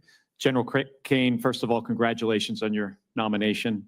It's a very important role. First, I want to talk a little bit about General Milley. So as a career military officer, lifelong public servant who served in this role as chairman under President Trump and President Biden, he's now facing an investigation by this administration and possible demotion. This is allegedly because he, in coordination with the then Secretary of Defense, Mark Esper, made phone calls to Chinese military officials to reassure them that the United States was not going to launch an attack, preventing unnecessary conflict. General Milley did this out of a deep respect and commitment to the Constitution of the United States, in my view. I asked about this in my office when we met privately, but I want to ask in this public setting. If you are confirmed and sworn into this position, to whom or what do you swear an oath to? Senator, as I have for 34 years, it's to the Constitution. Thank you. And setting aside the specifics of this scenario, if necessary, will you choose the right thing to do, even if it's hard, over the easier wrong option? Senator, I've always strived to do the right thing, and that's not going to change now. Thank you, General. And are you willing to get fired from this job for doing the right thing and following the Constitution? I am. Thank you, General. So back to what Senator Schmidt was getting at, part of what he wanted to discuss. So I want to switch gears here and go back to Indo-PACOM, force projection, repositioning of forces, and resource requirements. I think you mentioned Transcom. They play a pivotal role in projecting forces from the United States into Indo-PACOM. And that's why I'm reintroducing the Ships for America Act, which is a bipartisan bill aimed at strengthening our commercial shipping base, which would have the added benefit of giving our combatant commanders additional sea lift capability so we can rapidly respond in crisis and in conflict. If confirmed, what will you recommend to the Secretary of Defense and the President to ensure our industrial shipbuilding base from forging supply chains and production are ready for competition in crisis? Well, Senator, I'm not in the job yet, and I'm not back in the service yet, but if confirmed, I'd like to take that one for study and come back to you. It's as you know, it's a logistical problem, 5,000 miles of ocean. The Chinese, if we wound up in a conflict in the Western Pacific, they've got to go just hundreds of miles to resupply their forces. So I appreciate you being willing to take a look at it. One last topic. I want to talk about efforts across the department to modernize our acquisition process. And this is a topic that I'm focused on as the co-chair of the Defense Modernization Caucus. Our system is too slow. It's too unwieldy. And it can't modernize currently at the pace of China. We currently cannot match them on how fast we can innovate. So we need to foster an ecosystem change that encourages some risk from small businesses so they can innovate faster, and ensures that if a technology meets a current demand signal, we have an effective mechanism to bridge the testing and evaluation gap that often exists to get that stuff over to production. So, General, if confirmed, what changes will you recommend to the Secretary and the President to ensure that we take advantage of smaller, innovative companies and acquire at the speed that technology is moving forward? Well, Senator, we've got to have everyone weighing in, small businesses, new entrants, and even the primes. The ability to bring advanced technologies from new companies, startups, into the joint force and make it easier for them to bring their products and services into the military is something that I'm passionate about, given my background and experience. If confirmed, I think that that'll be an area where I spend some time on. I know I'm out of time. All right. Thank you. Thank you, General. Thank you, Mr. Chairman. Thank you very much. Senator Banks. General Caine, congratulations on your nomination and thank you for being willing to come out of retirement and serve your country in this most significant way. I look forward to having a chairman of the Joint Chiefs whose only focus is national security. But you have a hard road ahead of you. As you and I discussed before, General Milley modeled inappropriate and political behavior to a whole generation of officers. And it's why I fully support President Trump's decision to relieve General C.Q. Brown and the unconventional decision to go beyond the usual four-star choices and pick an outsider like you for this most important role. You spent much of your military career outside of Washington, D.C., not exclusively inside of the Pentagon. And because of this, you have a much better understanding of what's important to our warfighters and to the average American. You also know that the National Guard often gets the short end of the stick in the budget fights. And having a chairman who properly appreciates the importance of the Guard is critical. So because of all of that, I can't wait to get you confirmed as soon as possible. And I want to go back and talk for a moment. As I said before, General Milley was the most political chairman of the Joint Chiefs that I believe that we've ever had. He actively undermined his commander-in-chief. General Milley admitted to calling Speaker Pelosi and disparaging President Trump's mental fitness and questioning his nuclear command authority that was completely inappropriate and unacceptable. And General Caine, I want to ask you, how will you communicate differently than that with congressional leadership? Well, Senator, I'm committed to open and transparent communication, but the first duty of the chairman is the advisor to the president. And so, I would flow through that chain of command while providing always options to the president. General Milley admitted that under his watch, the Pentagon wasted nearly 6 million man-hours on DEI and woke trainings. Milley also testified to me before the House Armed Services Committee that he wanted to read more about critical race theory and understand white rage. Under your leadership, General Caine, what kind of training can we expect our service members to be focused on? Warfighting, lethality, and readiness. General Milley was also the chairman during the disastrous Afghanistan withdrawal. And as a veteran of the war in Afghanistan, this is very personal to me. Under his watch, there was no accountability at all for the deaths of American heroes at Abbey Gate, no accountability for the chaos at the Kabul airport, and no accountability for leaving Americans behind. When military failure and incompetence result in the death of U.S. troops, do you agree that the officers in charge must be held accountable? Well, Senator, I appreciate the question. The Afghanistan withdrawal was not anything anybody would have wanted. It was very difficult circumstances, and the officers on the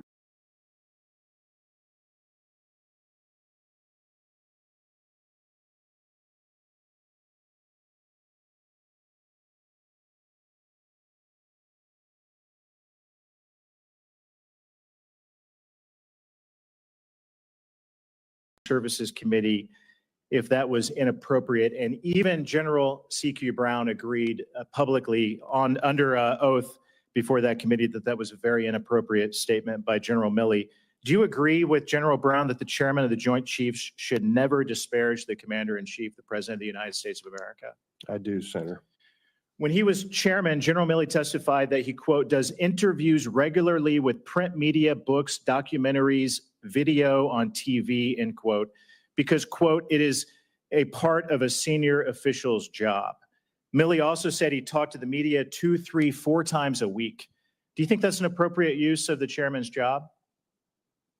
Senator, I just, if confirmed, I'll spend my time focused on the essential tasks in front of me. And my last question, General Milley promised Chinese generals without the president's knowledge that he'd warned them if the United States was about to attack. Do you think it's inappropriate or appropriate for the chairman of the Joint Chiefs of Staff to warn our greatest adversary when we're about to attack or what we might do? No, sir. Thank you. I yield back. Thank you. I guess that does it. No, Senator Slotkin, you're recognized. Thank you, Chairman. I apologize for being late. I just got off a plane. We've had some weather issues and some follow-up weather issues. I apologize. Congratulations. Happy to see you here. You're almost done. I'm between you and being done. So I'm aware of that. I just wanted to make sure we all are on the same page. The Goldwater-Nichols Act of 1986 is what established in law that the chairman is the principal military advisor to the president, also to the Secretary of Defense, the National Security Council. It mandates that you provide strategic direction to the armed forces, oversee strategic planning, program recommendations, budget proposals. It gives you a very big purview. I think the President Trump even issued a memorandum on Inauguration Day that the chairman be a part of the National Security Council meetings at the highest level in the White House. So that's an extremely important role, especially now. I've heard that other members talked about the fact that there was no Joint Chief representative in this signal chain about military operations, imminent military operations. And I want you in those rooms giving your best military advice to anyone. I was keenly aware that all the decision makers on that chain were all political appointees. There was not a single person there that was there just as a representative, as a military officer. There was no COCOM commander. There was nothing, and that I don't think missed anybody's notice. Will you, if confirmed, make a point to get into the rooms where military operations are being discussed, planned at the strategic level, and when advice to the president is being given about the confidence in those military plans, will you push to be in that room? Yes, ma'am. Good. We want you there. I've asked a number of folks who have come up here very similar questions, and former people who have sat in that chair about the importance that I put in swearing an oath to the Constitution of the United States, not to any one president, not to any political leader. You will swear an oath. You've done it many times before. This is not uncommon for you and your extensive experience. And I have asked all of these appointees or these nominees to say, if the president asked you to do something that was unconstitutional, to use the military in a way that was unconstitutional, to put military into the streets of our cities or policing and performing law enforcement roles, which they are not trained for, et cetera, et cetera. If he asks you to do that, will you push back and lay down the law on behalf of the Constitution, not for the president's whims? I will, Senator. I don't expect that to happen, but of course I would. Well, we don't expect it to happen, but it did happen under the Trump administration the first time. Secretary Esper was asked to bring in the 82nd Airborne active duty military troops to put down a peaceful protest in Washington, D.C. And in his own book, he wrote that he convinced President Trump in the dark of night not to do that. I don't need it to be public. I don't need you to have a public fight with President Trump. I'm not asking that. I'm asking, in the same exact situation, would you act honorably in the same way and protect the rules and of the road for the U.S. military, to protect the institution you've given your life for, and make sure that this country doesn't see their uniformed military as a political arm of any one party? Will you stand up and push back similarly to Secretary Esper? Senator, I think that's the duty and job that I have. Yes. Well, I appreciate that. I think there's lots of other important work. We all want you to be focused on the warfighter. Can you confirm for me, though, because these reports that keep coming out of Department of Defense and uniformed military press outlets taking down Jackie Robinson's page on and his service to the country. The Tuskegee Airmen, which have such a connection to Detroit, Michigan, they're taken down, they're putting back up. Can you confirm that war heroes, no matter what their color, should be recognized by the Department of Defense, and it's not some damn DEI thing to recognize warriors of color? Ma'am, I think we should always recognize warriors, period. Okay, well, I hope you uphold that as this ridiculousness continues of taking people and erasing them from our military history. It's really, to me, offensive. But we look forward to you standing up for those good values. Thank you for your work, and I yield back. Thank you, Senator. And this concludes today's hearing. I want to thank our distinguished witness for his testimony. And without anything further, we are indeed adjourned.